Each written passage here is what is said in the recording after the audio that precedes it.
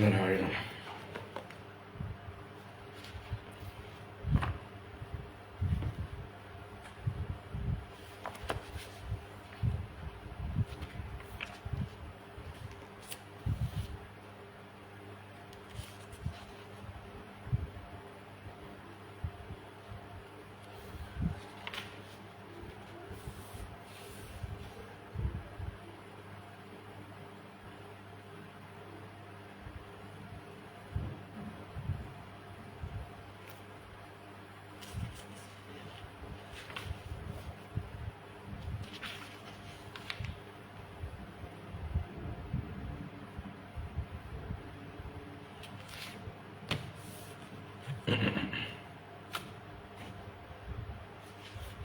ഹരി ഓം.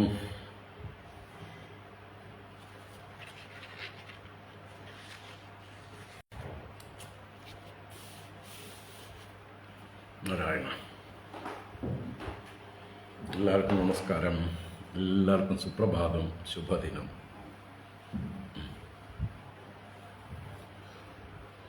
ഓം.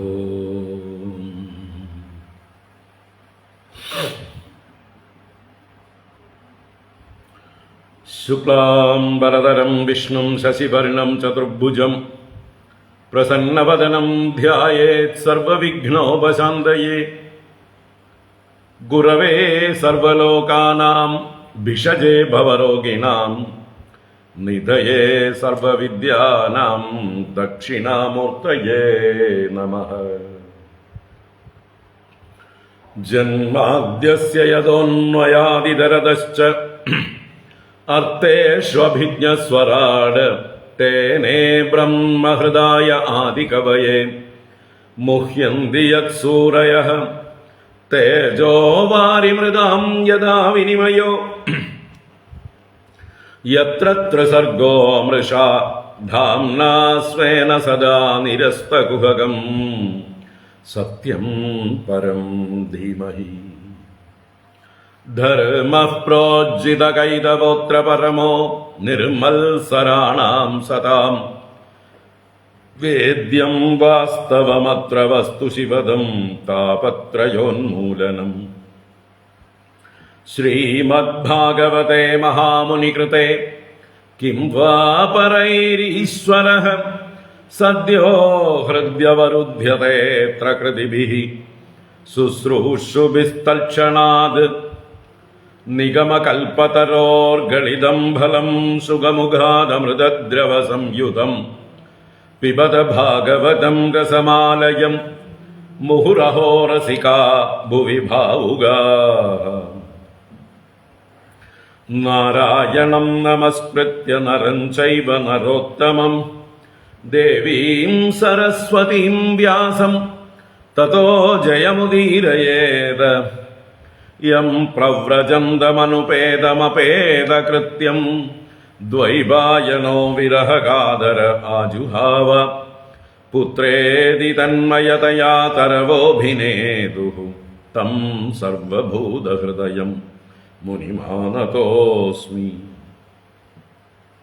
യസ്വാനുഭാവമഖിലശ്രുതിസാരമേകം അധ്യാത്മദീപമതിതിദീർഷതാം തമോന്തം സംസാരിണാം കരുണയാഃ പുരാണഗുഹ്യം തം വ്യാസസൂനുമുപയാമി ഗുരും മുനീനാം. മൂകം കരോതി വാചാലം പങ്കും ലംഘയതേ ഗിരിം യത്കൃപാതമഹം വന്ദേ പരമാനന്ദമാധവം. യം ബ്രഹ്മാ വരുണേന്ദ്രരുദ്രമരുതഃ സ്തുന്വന്തി ദിവ്യൈസ്തവൈഃ വേദൈഃ സാംഗപദക്രമോപനിഷദൈഃ ഗായന്തി യം സമഗാഃ. ധ്യാനാവസ്ഥിതതദ്ഗതേന മനസാ പശ്യന്തി യം യോഗിനോ യസ്യാന്തം ന വിദുഃ സുരാസുരഗണാഃ. ദേവായ തസ്മൈ നമഃ. കോമളം കൂജയൻ വേണും ശ്യാമളോയം കുമാരകഃ വേദവേദ്യം പരം ബ്രഹ്മ ഭാസതാം പുരതോ മമ. ഭൂതൈർമഹദ്ഭിർയയിമാ പുരോ വിഭുഃ നിർമായ ശേതേയതമൂഷു പൂരുഷഃ ഭുങ്ക്തേ ഗുണാൻ ഷോഡശാത്മകഃ സോലംകൃഷീഷ്ട ഭഗവാൻ വചാംസി മേ. സച്ചിദാനന്ദരൂപായ വിശ്വോത്പത്യാദിഹേതവേ താപത്രയ വിനാശായ ശ്രീകൃഷ്ണായ വയം നുമഃ. കൃഷ്ണായ വാസുദേവായ ഹരയേ പരമാത്മനെ പ്രണതക്ലേശനാശായ ഗോവിന്ദായ നമോ നമഃ. കൃഷ്ണായ വാസുദേവായ ദേവകീനന്ദനായ ച നന്ദഗോപകുമാരായ ഗോവിന്ദായ നമോ നമഃ. നമഃ പങ്കജനാഭായ നമഃ പങ്കജമാലിനേ നമഃ പങ്കജനേത്രായ നമസ്തേ പങ്കജാംഗ്രയേ. പീതാംബരം കരവിരാജിതശംഖചക്രകൗമോദഗീ സരസിജം കരുണാസമുദ്രം രാധാസഹായം അതിസുന്ദരമന്ദഹാസം വാതാലയേശമനിശം ഹൃദി ഭാവയാമി. വാതാലയേശമനിശം ഹൃദി ഭാവയാമി. ഓം നമോ ഭഗവതേ വാസുദേവായ. ഓം നമോ നാരായണായ. ഓം ശ്രീ ഗുരുവായൂരപ്പ ശരണം. ഓം നമഃ പരമഋഷിഭ്യോ നമഃ പരമഋഷിഭ്യഃ. ശ്രീ ഗുരുഭ്യോ നമഃ.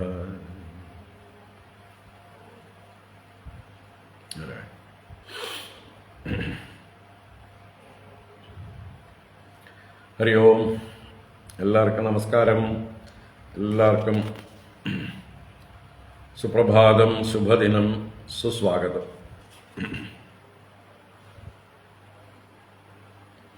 നാരായണ.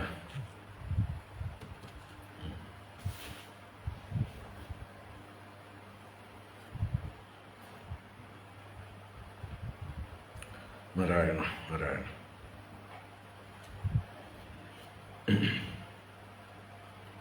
എല്ലാവർക്കും ഓണം അത്തം ആശംസകൾ.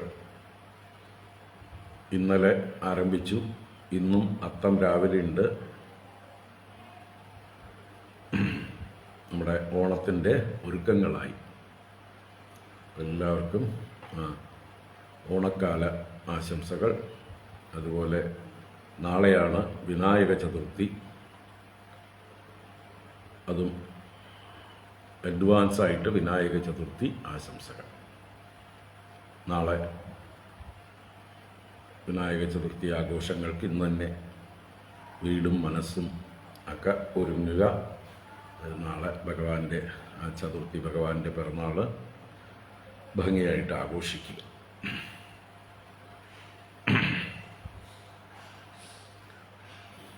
ഭാഗവത ജ്ഞാനഗംഗാ പ്രവാഹത്തിലേക്ക് ഏവർക്കും സുസ്വാഗതം, സുസ്വാഗതം. ഭഗവാന്റെ ലീലകൾ ദശമസ്കന്ധത്തിലെ 8-ാം അധ്യായം. ഏറ്റവും ഭഗവാന്റെ പ്രധാനപ്പെട്ട ലീലകൾ നമ്മൾ കണ്ടുകൊണ്ടിരിക്കുകയാണ്.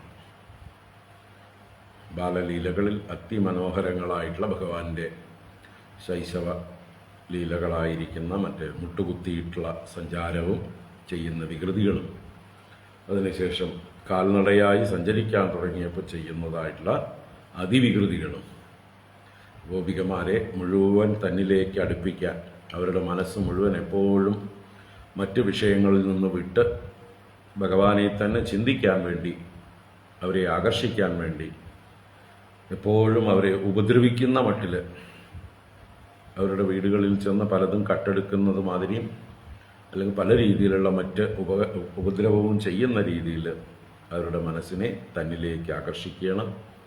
എന്തൊക്കെ ഉപദ്രവം ചെയ്താലും ഗോപികമാരുടെ മനസ്സ് ഭഗവാനോട് അല്പം പോലും ദ്വേഷമൊന്നും ഉണ്ടാവില്ല. ഭഗവാനോട് അവരുടെ സ്നേഹം കൂടിക്കൂടി വരികയാണ്, അടുപ്പം കൂടിക്കൂടി വരികയാണ്.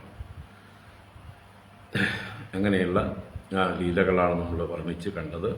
ഇനി എന്ന് കാണാനുള്ള ഭാഗത്തിൽ പ്രധാനം ഭഗവാൻ മണ്ണ് തിന്നു എന്നുള്ള ആ ഒരു കംപ്ലൈൻറ്റ് കേട്ട് യശോദ ഉണ്ണിയെ കൃഷ്ണനെ പേടിപ്പിക്കുന്ന രംഗവും ഭഗവാൻ വായിൽ വിശ്വരൂപം കാണിച്ചു കൊടുക്കുന്ന രംഗവുമൊക്കെയാണ് നമുക്ക് വായിക്കാം, എന്നിട്ട് കാണാം. ശ്രീമദ് ഭാഗവതം ദശമസ്കന്ധം 8-ാം അധ്യായത്തിലെ 21-ാം ശ്ലോകം മുതൽക്ക് വായിക്കാം. നാമകരണം എന്നുള്ള ഭാഗം വിട്ട് 21 മുതൽ ഭഗവാന്റെ ആ ബാലലീല തുടരുന്ന ഭാഗം. ഓം നമോ ഭഗവതേ വാസുദേവായ. അത ശ്രീമദ് ഭാഗവതേ ദശമസ്കന്ധേ പൂർവാർദ്ധേ 8-മോऽധ്യായഃ. ശ്രീശുക ഉവാച.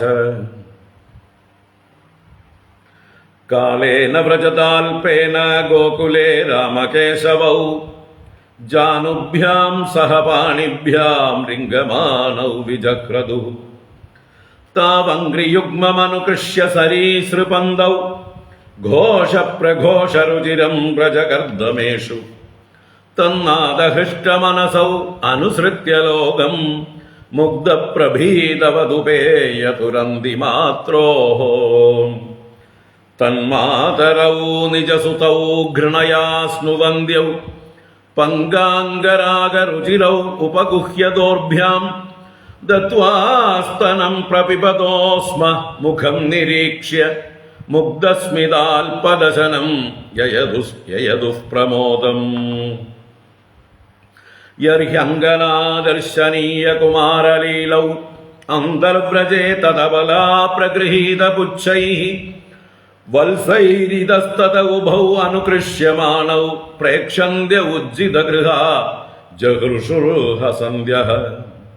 ശൃംഗ്യഗ്നിദംഷ്ട്യസി ജലദ്വിജകണ്ഡകേഭ്യഃ ക്രീഡാപരൗ അധിചലൗ സ്വസുതൗ നിഷേദ്ധും ഗൃഹ്യാണി കർത്തുമപി യത്ര ന തജ്ജനന്യൗ ശേകാത ആപതുരലം മനസോ നവസ്ഥാം. കാലേനാൽപേന രാജർഷേ രാമകൃഷ്ണശ്ച ഗോകുലേ അഘൃഷ്ടജാനുഭിഃ പദ്ഭിഃ വിചക്രമധുരഞ്ജസ. തതസ്തു ഭഗവാൻ കൃഷ്ണോ വയസ്യൈർവ്രജബാലകൈഃ സഹ രാമോ വ്രജസ്ത്രീണാം ചിക്രീഡേ ജനയന്മുദം. കൃഷ്ണസ്യ ഗോപ്യോ രുചിരം വീക്ഷ്യ കൗമാരചാപലം ശൃണ്വത്യാ കില തന്മാതുഃ ഇതി ഘോജുഃ സമാഗതാഃ. വത്സാന്നുഞ്ചം ക്വചിത സമയേ ക്രോശസഞ്ജാതഹാസഃ സ്തേയം സ്വാദ്വത്യദതിപയഃ കൽപ്പിതൈസ്തേയയോഗൈഃ. മർക്കാൻ ഭോക്ഷ്യൻ വിഭജതി സചേത് നാത്തി ഭാണ്ഡം ഭിനത്തി ദ്രവ്യാലാഭേ സഗൃഹകുപിതോ യാത്യുപക്രോശ്യതോകാൻ. ഹസ്താഗ്രാഹ്യേ രചയതി വിധിം പീഡകോലൂകലാദ്യൈഃ ഛിദ്രം ഹ്യന്തർനിഹിതവയുനഃ ശിക്യഭാണ്ഡേഷു തദ്വിത്. ദ്വാന്ദാകാരേ ധൃതമണിഗണം സ്വാംഗമർത്ഥപ്രദീപം കാലേ ഗോപ്യോ യർഹി ഗൃഹകൃത്യേഷു സുവ്യഗ്രചിത്താഃ. യേവം ദാഷ്ട്യാന്യുഷതി കുരുതേ മേഘനാദീനി വാസ്തൗ സ്തേയോപായൈർവിരചിതകൃതിഃ സുപ്രതീകോ യഥാസ്തേ. ഇത്തം സ്ത്രീഭിഃ സഭയനയന ശ്രീമുഖാലോകിനീഭിഃ വ്യാഖ്യാതാർത്താ പ്രഹസിതമുഖീ നഹ്യുപാലബ്ധുമൈച്ഛത്.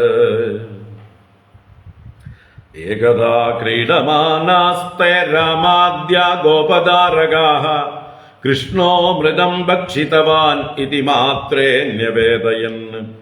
സാ ഗൃഹീത്വാ കരേ കൃഷ്ണം ഉപാലഭ്യ ഹിതൈഷിണി യശോദാ ഭയസംഭ്രാന്ത പ്രേക്ഷണാക്ഷം അഭാഷത.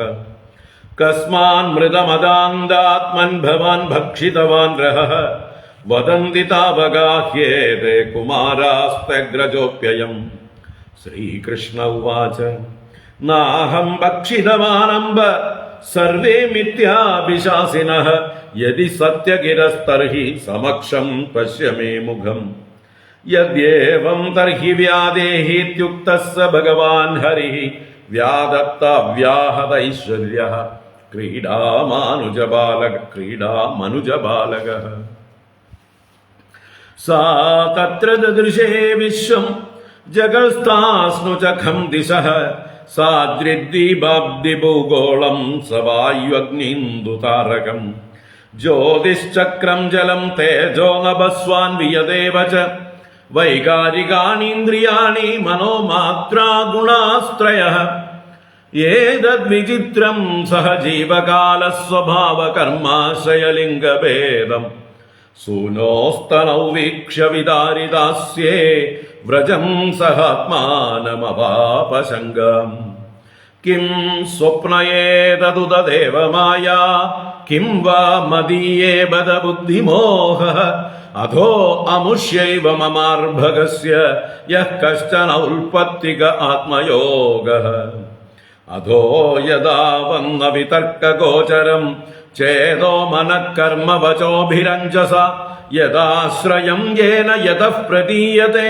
സുദുർവിഭാവ്യം പ്രണതാസ്മി തത്പദം അഹം മമാസൗ പതിരേഷ മേ സുതോ വ്രജേശ്വരസ്യാഖില വിത്തപാ സതി ഗോപ്യശ്ച ഗോപാസഃ ഗോധനാശ്ച മേ യന്മായയേത്ഥം കുമതിഃ സമേ ഗതി ഇത്തം വിദിത തത്വായാം ഗോപികായാം സ ഈശ്വരഃ വൈഷ്ണവീം വ്യതനോന്മായാം കുത്ര സ്നേഹമയീം വിഭുഃ സദ്യോ നഷ്ടസ്മൃതിർഗോപീ സാരോപ്യാരോഹമാത്മജം പ്രവൃദ്ധസ്നേഹകലിലഹൃദയാസീത് യദാ പുരാം ത്രയ്യാ ചോപനിഷദ്ഭിശ്ച സാഖ്യയോഗൈശ്ച സത്വതൈഃ ഉപഗീയമാനമാഹാത്മ്യം ഹരിം സാമന്യതാത്മജം.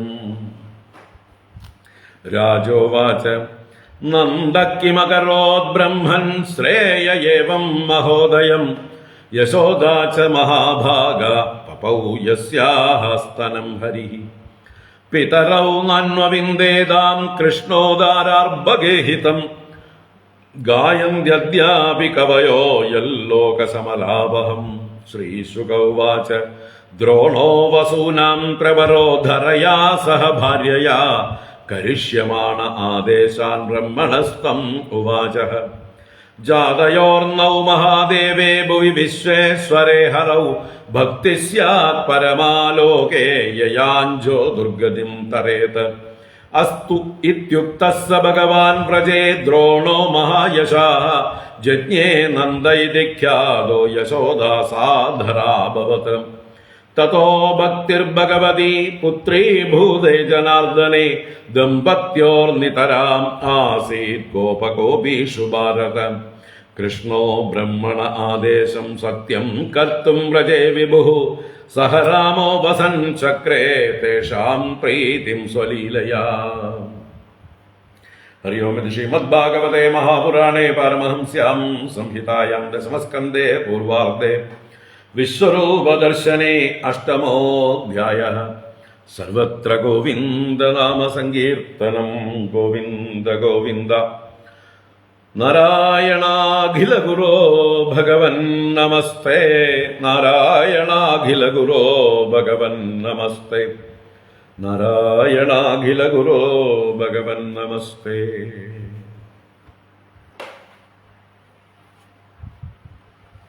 ഹരേ നാരായണ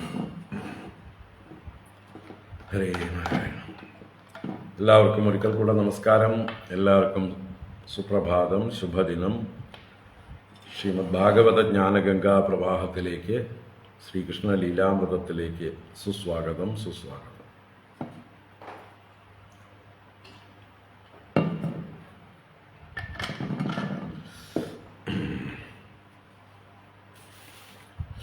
നാരായണ നാരായണ.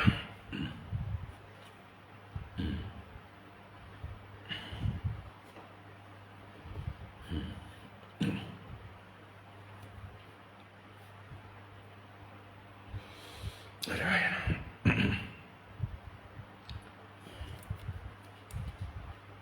ഓം. ഗുരുവായൂർ ദേവസ്വത്തിൻ്റെ ഭാഗവതം മൂലം ഇത്രയും കാലം സ്റ്റോക്ക് ഉണ്ടായിരുന്നില്ല. വർഷങ്ങളായി, 2 വർഷത്തിലധികമായി. ഇപ്പോൾ ഇറങ്ങിയിട്ടുണ്ട്. ഒരാഴ്ചയായി ഇറക്കിയിട്ട് 5000 കോപ്പിയോളം അവർ ഇറക്കിയിട്ടുണ്ട്. പക്ഷേ പ്രിൻറ്റിങ് വളരെ വൃത്തിയായിട്ടുണ്ട്. അത് പറയാൻ വേണ്ടിയിട്ടാണ്. നല്ല വ്യക്തമായിട്ട് വരികളുടെ ഇടയിലുള്ള ഗ്യാപ്പൊക്കെ കൂട്ടിയിട്ടുണ്ട്. നന്നായിട്ടുണ്ട്. അക്ഷരവും വലുതായിട്ടുണ്ട്. പേജിൻ്റെ എണ്ണവും കൂടിയിട്ടുണ്ട് തോന്നുന്നു. പക്ഷെ കനം കുറഞ്ഞ പേപ്പറായതുകൊണ്ട് അറിയുന്നില്ല. പേപ്പറിൻ്റെ കനം കുറച്ചിട്ടുണ്ട്. അപ്പോൾ അതുകൊണ്ട് അത്രയ്ക്ക് നമുക്ക് അറിയുന്നില്ല. നല്ല പുസ്തകം. അപ്പോൾ അതിന് വേണ്ടിയിട്ടായിരിക്കും ഇത്രയും വൈകിട്ടുണ്ടാവുക. DTP വർക്കുകൾ പല പ്രാവശ്യം പ്രൂഫ് റീഡ് ചെയ്തുകൊണ്ട് വൈകിട്ടുണ്ടാവും. എത്ര പേജുണ്ട്? 1564 പേജാണ് പുതിയ ബുക്ക്. പഴയതോ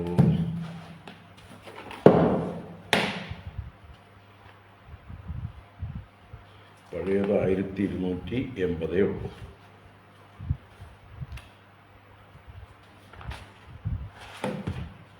അപ്പോൾ ഗ്യാപ്പ് കൂട്ടിയതൊക്കെ കൊണ്ട് പേജ് കൂടിയിട്ടുണ്ട്.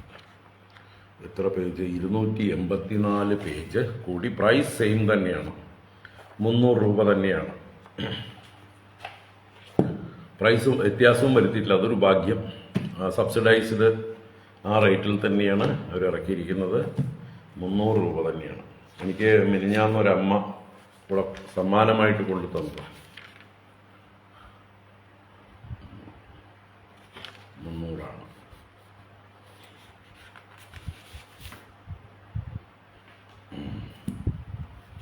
നല്ല പഴയ അതേ കവറൊക്കെ തന്നെയാണ്. ഘനം അത്രയൊക്കെ തന്നെയുള്ളൂ. അതിലും ഘനം കുറവുണ്ടോ എന്നേ സംശയമുള്ളൂ. കാരണം പേപ്പർ ഘനം കുറച്ചു. നല്ല പുസ്തകം, ഒതുക്കുണ്ട്.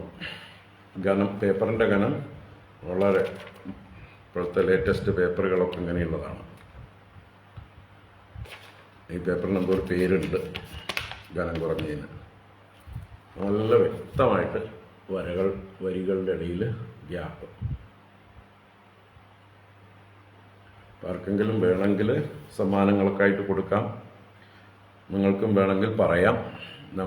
ഞാൻ 2 ദിവസത്തിനകം തിങ്കളാഴ്ച പറ്റുകയാണെങ്കിൽ ഗുരുവായൂർ പോകാൻ നോക്കുന്നുണ്ട്. അപ്പോൾ കുറച്ച് വാങ്ങിച്ചിട്ട് വരും. കുറച്ച് വാങ്ങിച്ച് സ്റ്റോക്ക് വയ്ക്കാൻ പോവുക. കാരണം എപ്പോഴും കിട്ടുന്നില്ല. ഈ ഇടയ്ക്കൊക്കെ ഒരുപാട് പേർക്ക് ഞാൻ ബുക്ക് അയച്ചു കൊടുത്തത് ഗിരി ട്രേഡേഴ്സിൻ്റെയും ആർഷശ്രീ പബ്ലിഷേഴ്സിൻ്റെയും. അതിനൊക്കെ 900 രൂപ വിലയുമാണ്. ധാരാളം തെറ്റുകളും ഉണ്ട്. ഇതാവുമ്പോൾ തെറ്റ് കുറവാണ്. അക്ഷരം സാമാന്യം വലുതാണ്. അക്ഷരം വേണം. നിങ്ങൾക്ക് ക്യാമറയിൽ ശരിക്കും അങ്ങോട്ട് തിരിച്ച് കാണിച്ചു തരാം.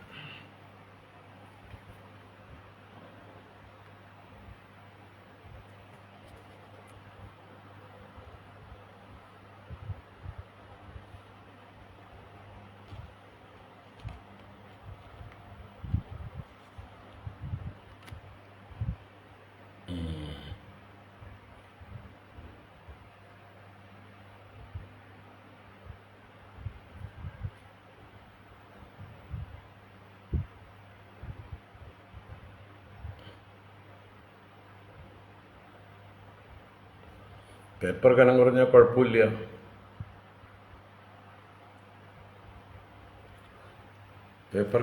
കുഴപ്പമില്ല.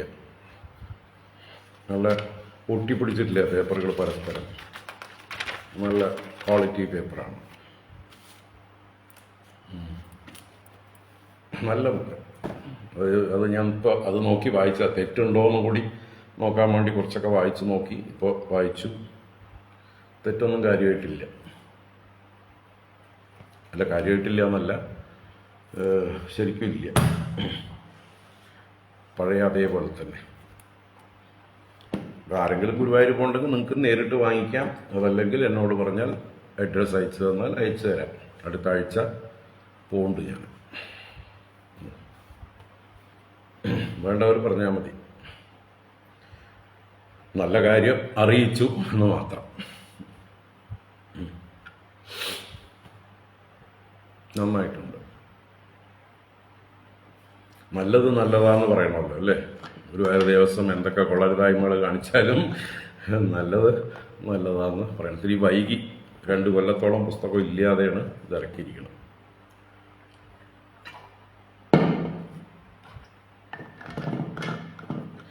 നാരായണ.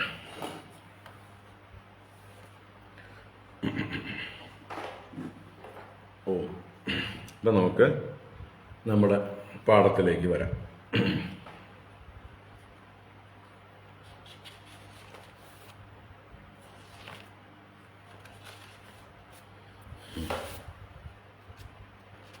നാരായണ. അയ്യോ.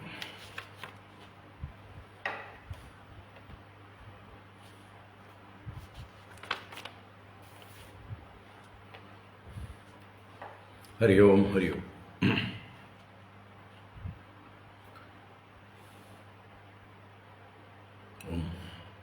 എല്ലാവർക്കും ഒരിക്കൽ കൂടെ 300 രൂപ തന്നെ, സെയിം തന്നെ, പഴയ വില തന്നെയാണ്, വിലയ്ക്ക് മാറ്റമില്ല. 300ഉം പോസ്റ്റേജ് ഉണ്ടെങ്കിൽ പോസ്റ്റലായിട്ട് അയക്കുമ്പോൾ പോസ്റ്റേജ് വരും, 100 രൂപ പോസ്റ്റേജ് വരും.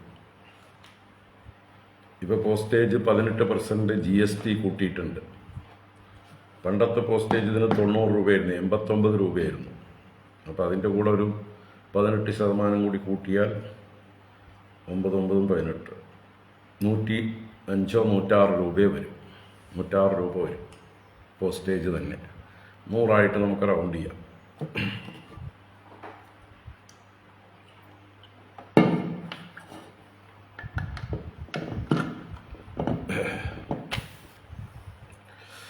തിങ്കളാഴ്ച പോകണ്ടെങ്കിൽ ഞാൻ പറയാം.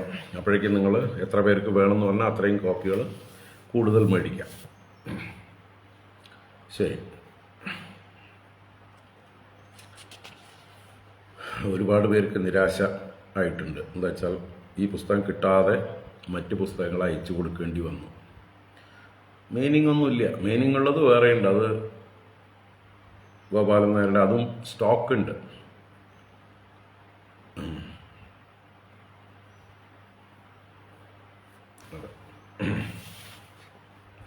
ഇപ്പോൾ ഗോപാലൻ നായരുടെ വ്യാഖ്യാനവും സ്റ്റോക്ക് വന്നിട്ടുണ്ട്. അത് പഴയ 1500 രൂപ തന്നെയാണ് വില. അത് അവിടുത്തെ വിലയാണ്. പിന്നെ അതിന് ഹാൻഡ്ലിങ്, പാർസൽ ഒക്കെ ചാർജസ് കൂടുതലാണ്. അതിപ്പോൾ എല്ലാം കൂടി 500 രൂപയിൽ നിൽക്കുമോ അറിയില്ല. എന്തായാലും 2000 രൂപയുടെ അടുത്ത് വരും. കാരണം അത് 9.5 കിലോ ബണ്ടിലാണ്. 9.5 കിലോ ഉള്ള ബണ്ടിലാണ്. അത് നമ്മൾ ചുമന്നുകൊണ്ട് വരണം, എന്നിട്ട് പാർസൽ അയക്കണം. അത് വലിയ ബുദ്ധിമുട്ടാണ്. അത് ഞാൻ പ്രൊമോട്ട് ചെയ്യുന്നില്ല. വേണ്ടവർക്ക്, നിർബന്ധമായിട്ടുള്ളവർക്ക് അയച്ചു തരാം, വളരെ ദൂരെയുള്ളവർക്കൊക്കെ. അത് കാരണം ചുമക്കാൻ നല്ല പണിയാണ്. നമ്മുടെ ബുക്ക് സ്റ്റോളിൽ നിന്ന് കാറിലേക്ക്, രുക്മിണി മണ്ഡപത്തിലാണ് കാറ് നിർത്തുക. അതുവരെ ആരെങ്കിലുമൊക്കെ ചുമന്നു തരാൻ നമ്മൾ തന്നെ ചുമക്കേണ്ടി വന്നിട്ടുണ്ട് പലപ്പോഴും.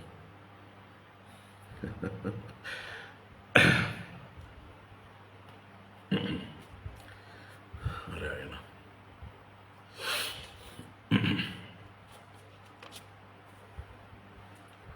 നാരായണ.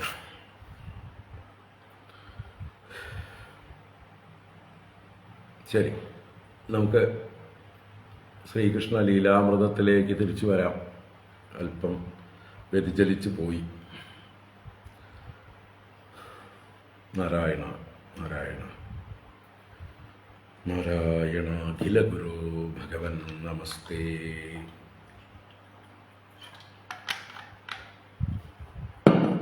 ഇപ്പോൾ ഭഗവാന്റെ ബാലലീലകളാണ് നമ്മൾ കണ്ടുകൊണ്ടിരിക്കുന്നത്.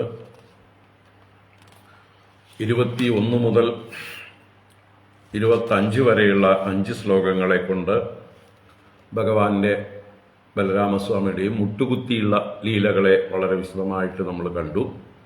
പിന്നീട് 26 മുതൽ 31 വരെയുള്ളതായിട്ടുള്ള 6 ശ്ലോകങ്ങളെ കൊണ്ട് ഭഗവാൻ നടക്കാൻ തുടങ്ങിയപ്പോൾ ചെയ്യുന്നതായിട്ടുള്ള ലീലകളെ വിശദമായി വർണ്ണിച്ചു. വിശദം എന്ന് പറഞ്ഞാൽ ഒരിക്കലും വർണ്ണിച്ചാൽ തീരാൻ പോകുന്നില്ല ഭഗവാന്റെ ലീലകൾ. അതിപ്പോൾ വ്യാസനും ശ്രീശുഖ ബ്രഹ്മർഷിയൊക്കെ വളരെ ചുരുക്കി പറഞ്ഞിരിക്കുകയുള്ളൂ. കുറച്ചെങ്കിലും പറയണം എന്നുള്ളത് കൊണ്ട് അത് അത്യന്തം ആകർഷണീയങ്ങളാണ്, എല്ലാവരും കേൾക്കേണ്ടതാണ് എന്നുള്ളത് കൊണ്ട് വളരെ ചുരുക്കി തന്നെയാണ് പറഞ്ഞിരിക്കുന്നത്. അല്ലാതെ എല്ലാ ദിവസവും ഭഗവാൻ എന്തൊക്കെ കുസൃതികൾ കാണിച്ചിട്ടുണ്ടാവും അത് ഓരോന്നും വർണ്ണിക്കുകയാണെങ്കിൽ സാധിക്കില്ല. അത്രയും ലീലകൾ ചെയ്തിട്ടുണ്ടാവും. ഓരോ ദിവസവും ഓരോ എന്താ പറയുക നിമിഷവും ഭഗവാൻ കുസൃതികളുടെ കൂടാണ്. എല്ലാവരെയും തൻ്റെ അടുത്തേക്ക് ആകർഷിച്ചു കൊണ്ടേയിരിക്കും. അപ്പോൾ എന്തൊക്കെ ലീല ചെയ്തിട്ടുണ്ടാവുമെന്ന് അറിയുന്നത് ആ ഗോകുലവാസികൾക്ക് മാത്രമേ ഉള്ളൂ, അല്ലേ? ഋഷീശ്വരന്മാർക്കറിയാം, അവരുടെ ദിവ്യദൃഷ്ടിയിൽ അവർ എല്ലാം കാണും. അപ്പം അങ്ങനെ അത് കണ്ടവരാണ് വ്യാസനും ശ്രീശുഖ ബ്രഹ്മർഷിയൊക്കെ. അവരത് കണ്ടുകൊണ്ട് നമ്മളെ അറിയിക്കുകയാണ് ധന്യനതൊക്കെയാണ് ഭഗവാൻ അവിടെ ചെയ്തത് എന്ന്. നമുക്കും നമ്മുടെ ഭാവന നല്ലതുപോലെ സൂക്ഷ്മമാക്കിയാൽ, വികസിപ്പിച്ചാൽ ആ യുഗത്തിലേക്ക് പോകാം, അല്ലേ? ദ്വാപരയുഗത്തിൻ്റെ അവസാനം ഭഗവാൻ ചെയ്ത ലീലകളൊക്കെ നമുക്കും ഇവിടെ ഇരുന്നുകൊണ്ട് ധ്യാനത്തിൽ കാണാം. ശരിക്കും ഭഗവാനുമായിട്ട് താതാത്മ്യം പ്രാപിച്ച് ഇവിടെ ഇരുന്നു കൊണ്ട് ധ്യാനത്തിൽ നമ്മുടെ ഭാവനയിൽ ഭഗവാന്റെ വിവിധ ലീലകളൊക്കെ കാണാം. അപ്പോൾ അതിന് വേണ്ടിയിട്ടാണ് ഇത് സാമ്പിൾ തന്നിരിക്കുന്നത്. ഇതുപോലെയൊക്കെ നിങ്ങൾ ഭാവന ചെയ്തോളൂ. അങ്ങനെ ഭാവന ചെയ്ത് ഭഗവാന്റെ ലീലകളിൽ രമിക്കൂ എന്ന് ഋഷീശ്വരന്മാർ നമുക്ക് പറഞ്ഞു തന്നിരിക്കുകയാണ്. അതിൽ നമ്മൾ എന്തെല്ലാം കൂട്ടിയാലും കുഴപ്പമില്ല. ചരിത്രം പറയണം, ഉള്ളത് മാത്രമേ പറയാവൂ എന്നൊന്നും പറയാൻ പറ്റില്ല. കാരണം അവിടെ എന്തൊക്കെയാണ് നടന്നിട്ടുള്ളതെന്ന് നമ്മൾക്കൊക്കെ ഭാവന ചെയ്യാൻ കഴിയുന്നതിൻ്റെയും അപ്പുറത്തുള്ള ലീലകൾ ഭഗവാൻ ചെയ്തിട്ടുണ്ടാവും. നമ്മൾ എന്ത് ഭാവന ചെയ്യുന്നു അതൊക്കെ അവിടെ ഭഗവാൻ ചെയ്തു കഴിഞ്ഞത് തന്നെയാണ്. നമ്മുടെ ഉള്ളിൽ അങ്ങനെ ഭാവനയെ തോന്നിപ്പിക്കുന്നതും ആ ഭഗവാൻ തന്നെയാണ്. അതുകൊണ്ട് പിന്നീടുണ്ടായിട്ടുള്ള എത്രയോ കവികൾ അവരുടെയൊക്കെ ഭാഷയിൽ ഭഗവാന്റെ ലീലകളെ ധാരാളം വർണ്ണിച്ചിട്ടുണ്ട്. എത്രയോ കവികൾ. അതൊക്കെ ശരിയാണ്. അതിനുശേഷവും ഭഗവാൻ ഇപ്പോൾ അടുത്ത കാലത്തും, അല്ലേ, നമ്മുടെ ഗുരുവായൂരിൽ വില്ലുമംഗലത്തിനും കുറൂരമ്മയ്ക്കും പൂന്താനത്തിനും ഒക്കെ ആയിട്ട് എന്തെല്ലാം കാഴ്ചകൾ കൊടുത്തു, എന്തെല്ലാം കളികൾ കളിച്ചു. ഇതൊക്കെ സത്യമല്ലേ? അപ്പോൾ ഭഗവാന്റെ ലീലകൾ, ഈ ബാലലീലകളിലൊന്നും നമ്മൾ ഒരു തരത്തിലുള്ളതായിട്ടുള്ള സംശയത്തിൻ്റെയും ഇടയില്ല. അത് ഭഗവാന്റെ അത്ഭുത ലീലകൾ തന്നെയാണ്. അത് അതാണ് എന്താണ് പിബത ഭാഗവതം രസമാലയം, അല്ലേ? ബാബുഗാഹ മുഹുഹു മുഹുഹു പിബത. നിങ്ങളുടെ ഭാവനയ്ക്കനുസരിച്ച് നിങ്ങൾ വീണ്ടും വീണ്ടും അതിനെ ആസ്വദിക്കുക. ആസ്വദിച്ച് അലിഞ്ഞ് സ്വയം ഇല്ലാതെയാവുക, ഭഗവാനിൽ ലയിക്കുക. അതാണ് അതിൻ്റെ താല്പര്യം. മനസ്സിനെ നിരോധിക്കാൻ വേണ്ടി, മനസ്സ് ബഹിർമുഖമായി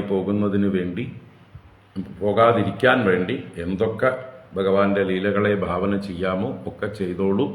അതിൽ നിങ്ങൾക്ക് ആർക്കൊക്കെ കവിത്വമുണ്ടോ, അല്ലേ? നമ്മുടെ കമലാദേവി കുഞ്ഞമ്മയെ പോലെ കവിതകൾ എഴുതാൻ പറ്റുമെങ്കിൽ ഭഗവാന്റെ ലീലകളെ നിങ്ങൾ ഭാവനയിൽ കണ്ടിട്ട് ധാരാളം എഴുതിക്കോളൂ. ഒരു കുഴപ്പമില്ല. അത് ഋഷീശ്വരന്മാരൊക്കെ ഓതറൈസ് ചെയ്ത് തരും. ഭഗവാൻ തന്നെ സ്വയം ഓതറൈസ് ചെയ്ത് തരും. മേൽപ്പത്തൂർ നാരായണീയം എഴുതുമ്പോൾ പലതും തനിക്ക് തോന്നിയതൊക്കെ കുറച്ച് കൂട്ടിച്ചേർത്തിട്ടുണ്ട്. എന്നിട്ട് ഗുരുവായൂരപ്പനോട് ചോദിക്കുക, അങ്ങനെയല്ലേ ഗുരുവായൂരപ്പാ? അപ്പോൾ ഗുരുവായൂരപ്പൻ പറയും, അതേ ബട്ടേരി അങ്ങനെ തന്നെയാണ്, ആയിക്കോട്ടെ, ചേർത്തോളൂ, അങ്ങയുടെ മനോധർമ്മം പോലെ ചേർത്തോളൂ, അതൊക്കെ നടന്ന തന്നെയാണ്, ഞാനൊക്കെ ചെയ്തിട്ടുണ്ട് എന്ന് ഭഗവാൻ അംഗീകരിച്ചു കൊടുത്തിട്ടുണ്ട്. അപ്പം അതുപോലെ നമുക്കും ഇതൊക്കെ വർണ്ണിക്കാം എന്നർത്ഥം.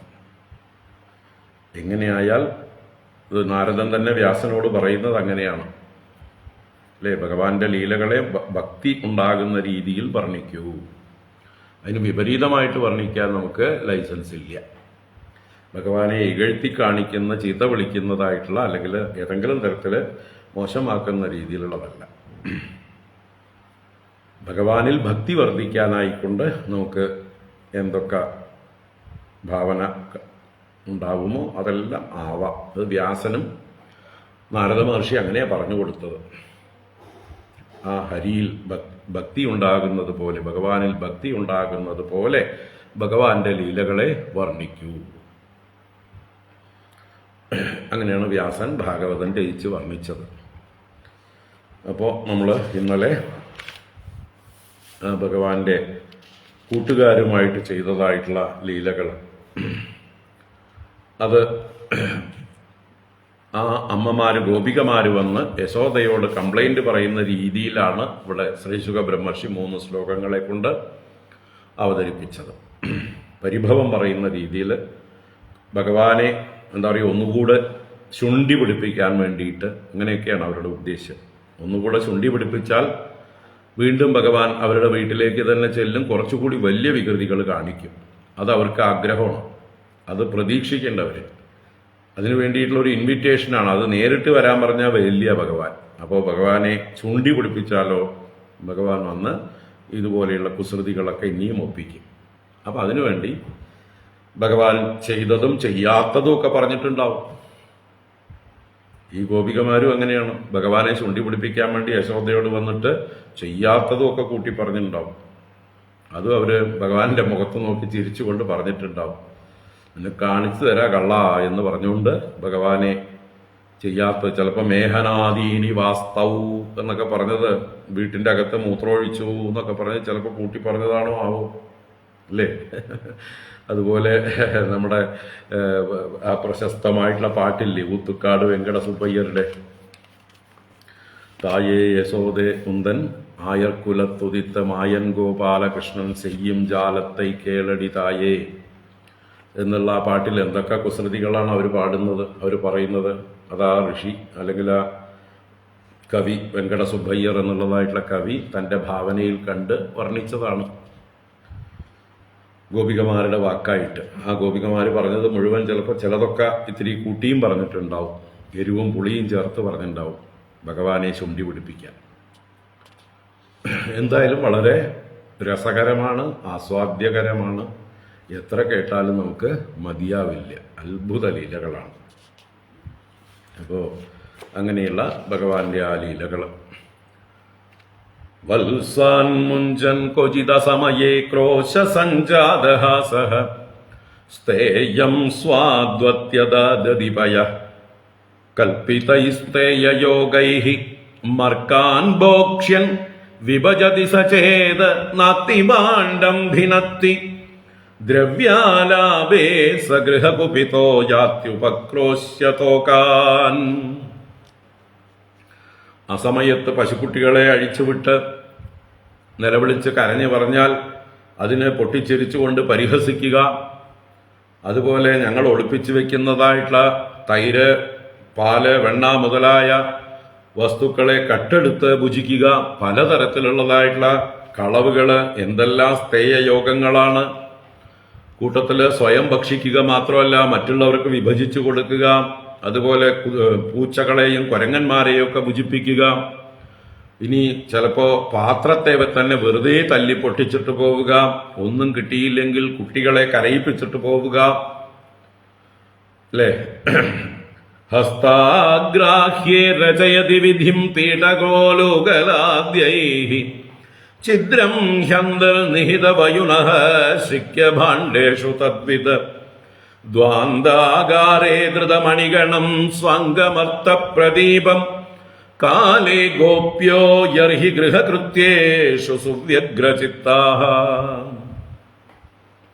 അങ്ങനെ ഗോപികമാര് യർഹി കാലേ സുവ്യഗ്രചിത്താഃ ഗൃഹകൃത്യേഷു, ഏത് സമയത്താണോ അവർ ഏറ്റവും ബിസി ആയിരിക്കുന്നത്, ഏറ്റവും വലിയ വലിയ കാര്യങ്ങളിലൊക്കെ മുഴുകിയിരിക്കുന്നത്, ഗൃഹകാര്യങ്ങളിൽ മുഴുകിയിരിക്കുന്നത്, ആ സമയത്ത് നോക്കിപ്പോയി ഉപദ്രവിക്കും.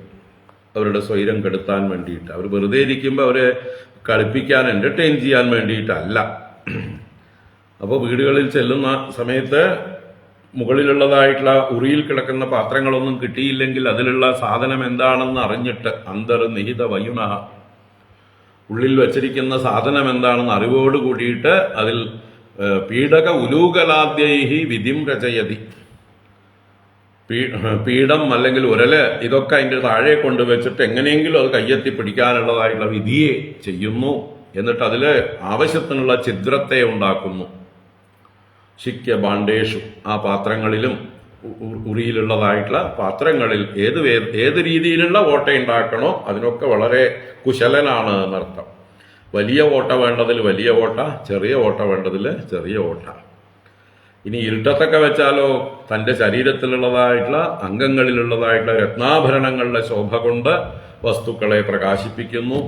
ഇങ്ങനെ എപ്പോഴൊക്കെയാണോ ഗോപികമാര് തിരക്കിട്ട് പണിയെടുത്തുകൊണ്ടിരിക്കണം ആ സമയത്ത് തന്നെ ചെന്ന് ഉപദ്രവിക്കും എന്ന് പറയാം. ഏവം ദാർഷ്ട്യാന്യുഷതി കുരുതേ മേഹനാദീനി വാസ്തൗ സ്തേയോപായൈർവിരചിത കൃതിഃ സുപ്രതീകോ യഥാസ്തേ ഇത്തം സ്ത്രീഭിഃ സഭയനയന ശ്രീമുഖാലോകിനീഭിഃ വ്യാഖ്യാതാർത്ഥാ പ്രഹസിതമുഖീ നഹ്യുപാലബ്ധുമൈച്ഛത്. ഇങ്ങനെ എന്തെങ്കിലുമൊക്കെ കുറ്റം വന്ന് പറയുമ്പോൾ മുഖത്ത് നോക്കി ധാർഷ്ട്യങ്ങളെ പറയുന്നു. അല്ലേ, എടാ കള്ള എന്നൊക്കെ വിളിച്ചു കഴിഞ്ഞാൽ നീയാ കള്ളി, നിന്റെ അച്ഛൻ കള്ളൻ, നിന്റെ മുത്തശ്ശൻ പെരുങ്കള്ളൻ എന്നൊക്കെ ഉള്ളതായിട്ടുള്ള രീതിയിൽ ധാർഷ്ട്യാനി ഉശതി, ധാർഷ്ട്യവചനങ്ങളെ പറയുന്നു. വാസ്തവവും ഏഹനാദീനി കുരുതെ, ഗൃഹത്തിൽ വന്ന് മൂത്രമൊഴിക്കുക മുതലായതൊക്കെ വീടിനെ മലിനമാക്കുക ഒക്കെ ചെയ്യുന്നു.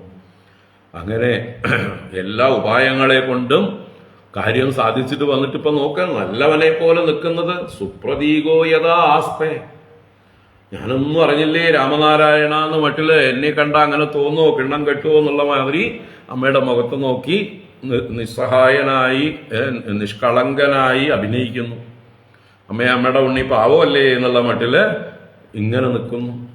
ഇങ്ങനെ ആ സ്ത്രീകള് കൃഷ്ണന്റെ മുഖത്തേക്ക് നോക്കുമ്പോൾ ആ മുഖത്തിൽ ഭയവും ഒക്കെ പ്രകടിപ്പിക്കുന്നു. കണ്ണില് വേണ്ട, ഒന്നും പറയണ്ട, അമ്മയുടെ ഒന്നും പറയരുതേ എന്ന മട്ടിലൊക്കെ ചില ആംഗ്യങ്ങളൊക്കെ ഭഗവാൻ കാണിക്കുന്നു. അങ്ങനെയുള്ള ശ്രീമുഖത്തെ ആലോകനം ചെയ്തുകൊണ്ട് ഭഗവാന്റെ ആ സുന്ദര മുഖത്തെ അതിലുള്ള ഭാവവ്യത്യാസങ്ങളൊക്കെ ആസ്വദിച്ചുകൊണ്ട് ആ സ്ത്രീകള് എന്താ പറയുക യശോദാദേവിയോട് ഇങ്ങനെ വ്യാഖ്യാനങ്ങൾ ചെയ്തു കൊടുക്കുമ്പോൾ ആ വ്യാഖ്യാതാർത്ഥയായി എല്ലാം അറിയുന്നവളായിട്ടുള്ള ദേവി പ്രഹസിതമുഖി, ചിരിച്ചുകൊണ്ടാണ് ഇതെല്ലാം കേൾക്കുന്നത്. വലിയ സീരിയസ് ആയിട്ടൊന്നും എടുക്കുന്നില്ല. അതുകൊണ്ട് ആ ദേവി നഹി ഉപാലബ്ധും ഐച്ഛത്, കണ്ണനെ വഴക്ക് പറയാനായിട്ട് ശകാരിക്കാനായിട്ട് ഇച്ഛിച്ചില്ല. കാരണം ആ മുഖം കണ്ടാൽ അറിയാം, നിസ്സഹായനായി നിഷ്കളങ്കനായി ഞാനൊന്നും ചെയ്തിട്ടില്ല അമ്മേ, കൂട്ടുകാരൊക്കെ കൂടിയിട്ട് എന്നെ ചെയ്യിപ്പിച്ചതാണ്, അല്ലെങ്കിൽ അവരാണ് ചെയ്തത്, ഏട്ടൻ ചെയ്തു അല്ലെങ്കിൽ മറ്റവർ ചെയ്തു, എന്നിട്ട് എല്ലാ കുറ്റവും എൻ്റെ തലയിൽ കെട്ടിവെക്കുകയാണമ്മേ എന്നൊക്കെ പറഞ്ഞ് തലയൂരും ആള്. ഏതാ മുതൽ നല്ല വാക്സാമർത്ഥ്യവും അഭിനയ സാമർത്ഥ്യവും ഒക്കെ ഉള്ളതായിട്ടുള്ള സകലകലാവല്ലഭനാണ്. അതുകൊണ്ട് തന്നെ അമ്മയെ മയക്കാൻ മിടുമിടുക്കനാണ്. അതുകൊണ്ട് അമ്മയ്ക്ക് നഹി ഉപാലബ്ധും ഐച്ഛത്, വഴക്ക് പറയാനായിട്ട് ഉപലഭിക്കുവാനായിക്കൊണ്ട് സാധിച്ചില്ല. അപ്പോൾ അങ്ങനെയൊക്കെയാണ് ദിവസങ്ങൾ കഴിഞ്ഞു പോകുന്നത്. ഓരോ ദിവസവും ഓരോ കംപ്ലൈൻ്റ് ഉണ്ട്. സ്ത്രീകളെല്ലാം വന്ന് പറഞ്ഞുകൊണ്ടിരിക്കുന്നുണ്ട്. അങ്ങനെ ഇരിക്കെ ഒരു സന്ദർഭത്തിൽ യശോദയ്ക്ക് തന്നെ വഴക്ക് പറയേണ്ട ഒരവസ്ഥ, നിർബന്ധമായിട്ടൊരവസ്ഥയിലേക്ക് വന്നുപെടുകയാണ്. അതാണിപ്പോൾ നഹി ഉപാലബ്ധും ഐച്ഛത് എന്ന് പറഞ്ഞിട്ട് ഉടനെ തന്നെ, എന്നാൽ അങ്ങനെയല്ല കേട്ടോ, എപ്പോഴും അങ്ങനെ വിട്ടുകൊടുക്കില്ല യശോദ. ഇടയ്ക്ക് ഇത്തിരി വഴക്കും ശാസനയൊക്കെ ഉണ്ട്, പേടിപ്പിക്കലൊക്കെ ഉണ്ട്, വടിയെടുത്ത് അടിക്കാൻ പോക്കൊക്കെ ഉണ്ട്. ആ കഥയാണ് മണ്ണ് തിന്ന കഥ. അത് കഴിഞ്ഞ് പിന്നെ വടിയെടുത്ത് അടിക്കാൻ പോകുന്ന കഥയാണ് ഉലൂകന ബന്ധനം. അല്ലേ, വടിയെടുത്ത് അടിക്കാനും പോകുന്നു, ബന്ധിക്കുകയും ചെയ്യുന്നു. അപ്പൊ ശിക്ഷയും ഒക്കെ കൊടുത്തിട്ടുണ്ട്. ശിക്ഷിക്കാനൊക്കെ യശോദയ്ക്ക് നിർബന്ധിതയായിട്ടുണ്ട്. അത്രയും വലിയ വികൃതികളൊക്കെ ആള് ഒപ്പിച്ചിട്ടുണ്ട്. അപ്പോൾ അങ്ങനെയുള്ള കഥകളിലേക്ക് കടക്കുകയാണ്. ഭഗവാനെ കൊണ്ട് പൊറുതി മുട്ടി എന്ന് പറയില്ലേ യശോദ, അങ്ങനെ പൊറുതി മുട്ടിയിട്ടാണ് ഈ വക ശിക്ഷണങ്ങളൊക്കെ വേണ്ടി വരുന്നത്. അപ്പോൾ ആ കൂട്ടത്തിൽ ഇവിടെ ഭഗവാൻ ഇത്രയും ദിവസം ഗോപികമാരെ മാത്രം സന്തോഷിപ്പിച്ചുകൊണ്ടിരിക്കുകയാണ്. കൂട്ടത്തിൽ തന്റെ കൂട്ടുകാരായ ഗോപപാലന്മാരെയൊക്കെ തന്റെ പക്ഷത്ത് കൂട്ടിക്കൊണ്ട് അവരുടെ സഹായത്തോടു കൂടിയിട്ടാണ് ഈ കളികളൊക്കെ കളിക്കുന്നത്. അപ്പൊ അവർക്കും അത് സന്തോഷമാണ്. അപ്പൊ അവർക്കും അതിൽ പാർട്ട്ണർഷിപ്പ് ഉണ്ട് ബിസിനസ്സിൽ, അല്ലെ? ഭഗവാൻ ചെയ്യുന്ന എല്ലാറ്റിലും അഭിമാനം അവർക്കുണ്ട്. അപ്പൊ അവരും കഥ പറയുമ്പോൾ എങ്ങനെ പറയും, ഞാനും കൃഷ്ണനും ബലരാമനും കൂടിയിട്ട് ആദ്യം ഞാൻ വരും. ഞാനും കൃഷ്ണനും ബലരാമനും കൂടിയിട്ട് ഇന്നടത്ത് പോയി ഇന്നത് ചെയ്തു, ഇന്ന വീട്ടിൽ പോയിട്ട് ഇന്ന രീതിയിലാണ് ഞങ്ങൾ വെണ്ണ കെട്ടത്, ഇന്ന രീതിയിൽ പോയിട്ടാണ് ഞങ്ങൾ ഉരലൊക്കെ പിടിച്ചു വെച്ച് അതിൻ്റെ മുകളിൽ കയറിയിട്ട് ഉറിയുന്നുള്ളതായിട്ടുള്ള പാത്രമൊക്കെ പൊട്ടിച്ച് അതിൽ നിന്നൊക്കെ എടുത്തത് എന്നൊക്കെ പറയുമ്പോൾ കൂട്ടുകാർക്കും അതിൽ പറയാനുള്ള ഒരു ഇതുണ്ട്. അപ്പൊ അവർ ഭഗവാനെ തങ്ങളുടെ കൂട്ടുകാരനായി ഈക്വലായിട്ട് കണ്ടുകൊണ്ടിരിക്കുകയാണ്. അങ്ങനെ ഈക്വലായിട്ട് കണ്ടാൽ പോരാ, ഭഗവാന് കുറച്ചുകൂടി ഒന്ന് ഹീറോ ആവണം. എന്തിനു വേണ്ടി? ഇവരുടെ മനസ്സും തൻ്റെ നേരെ തിരിയാനായിട്ട്. ഇവരും തൻ്റെ കൂട്ടുകാരായിട്ടുള്ള ഗോപന്മാരും ഭഗവാനെ അവരുടെ നായകനായി, അവരുടെ കൂട്ടത്തിൽ ഒരു സ്പെഷ്യലായിട്ടുള്ള ഒരാളായിട്ട് കണ്ട് ആ ഭഗവാനിലേക്ക് അവരുടെ മനസ്സ് നല്ലോണം ആരാധനയോടെ തിരിയണം. അപ്പോഴേ അവർക്കും രക്ഷയുള്ളൂ. അല്ലെങ്കിൽ അവരെന്നും കൂട്ടുകാരായിട്ട് തന്നെ കണ്ടോണ്ടിരുന്നാല്, എല്ലാ കളിയിലും ഭഗവാൻ ഒപ്പമാണ് ഞങ്ങളും എന്ന് കരുതിക്കൊണ്ടിരുന്നാൽ അവരുടെ അഹങ്കാരം മാറില്ല. അപ്പൊ കൂട്ടുകാരായ ആൺകുട്ടികളുടെ ഗോപപാലന്മാരുടെ അഹങ്കാരത്തെ ശമിപ്പിക്കാൻ വേണ്ടിയും ഭഗവാൻ പല ലീലകളും ചെയ്യുന്നുണ്ട്. അവരുടെ ഇടയിൽ ഹീറോ ആവാൻ, അവരുടെ ശ്രദ്ധ തന്നിലേക്ക് തിരിക്കാൻ. അതാണ് അടുത്ത ലീല, മണ്ണ് തിന്നു എന്നുള്ളതായിട്ടുള്ള ലീല. അപ്പോൾ വാസ്തവത്തിൽ ഭഗവാൻ മണ്ണൊന്നും തിന്നിട്ടില്ല, അതിനു മുമ്പേ തന്നെ അവർ മണ്ണ് തിന്നു എന്നുള്ള കഥയാണ് പറയുന്നത്, അല്ലേ? അപ്പൊ അതിനോടനുബന്ധിച്ച് പല കഥകളും പലയിടത്തും ഉണ്ട്.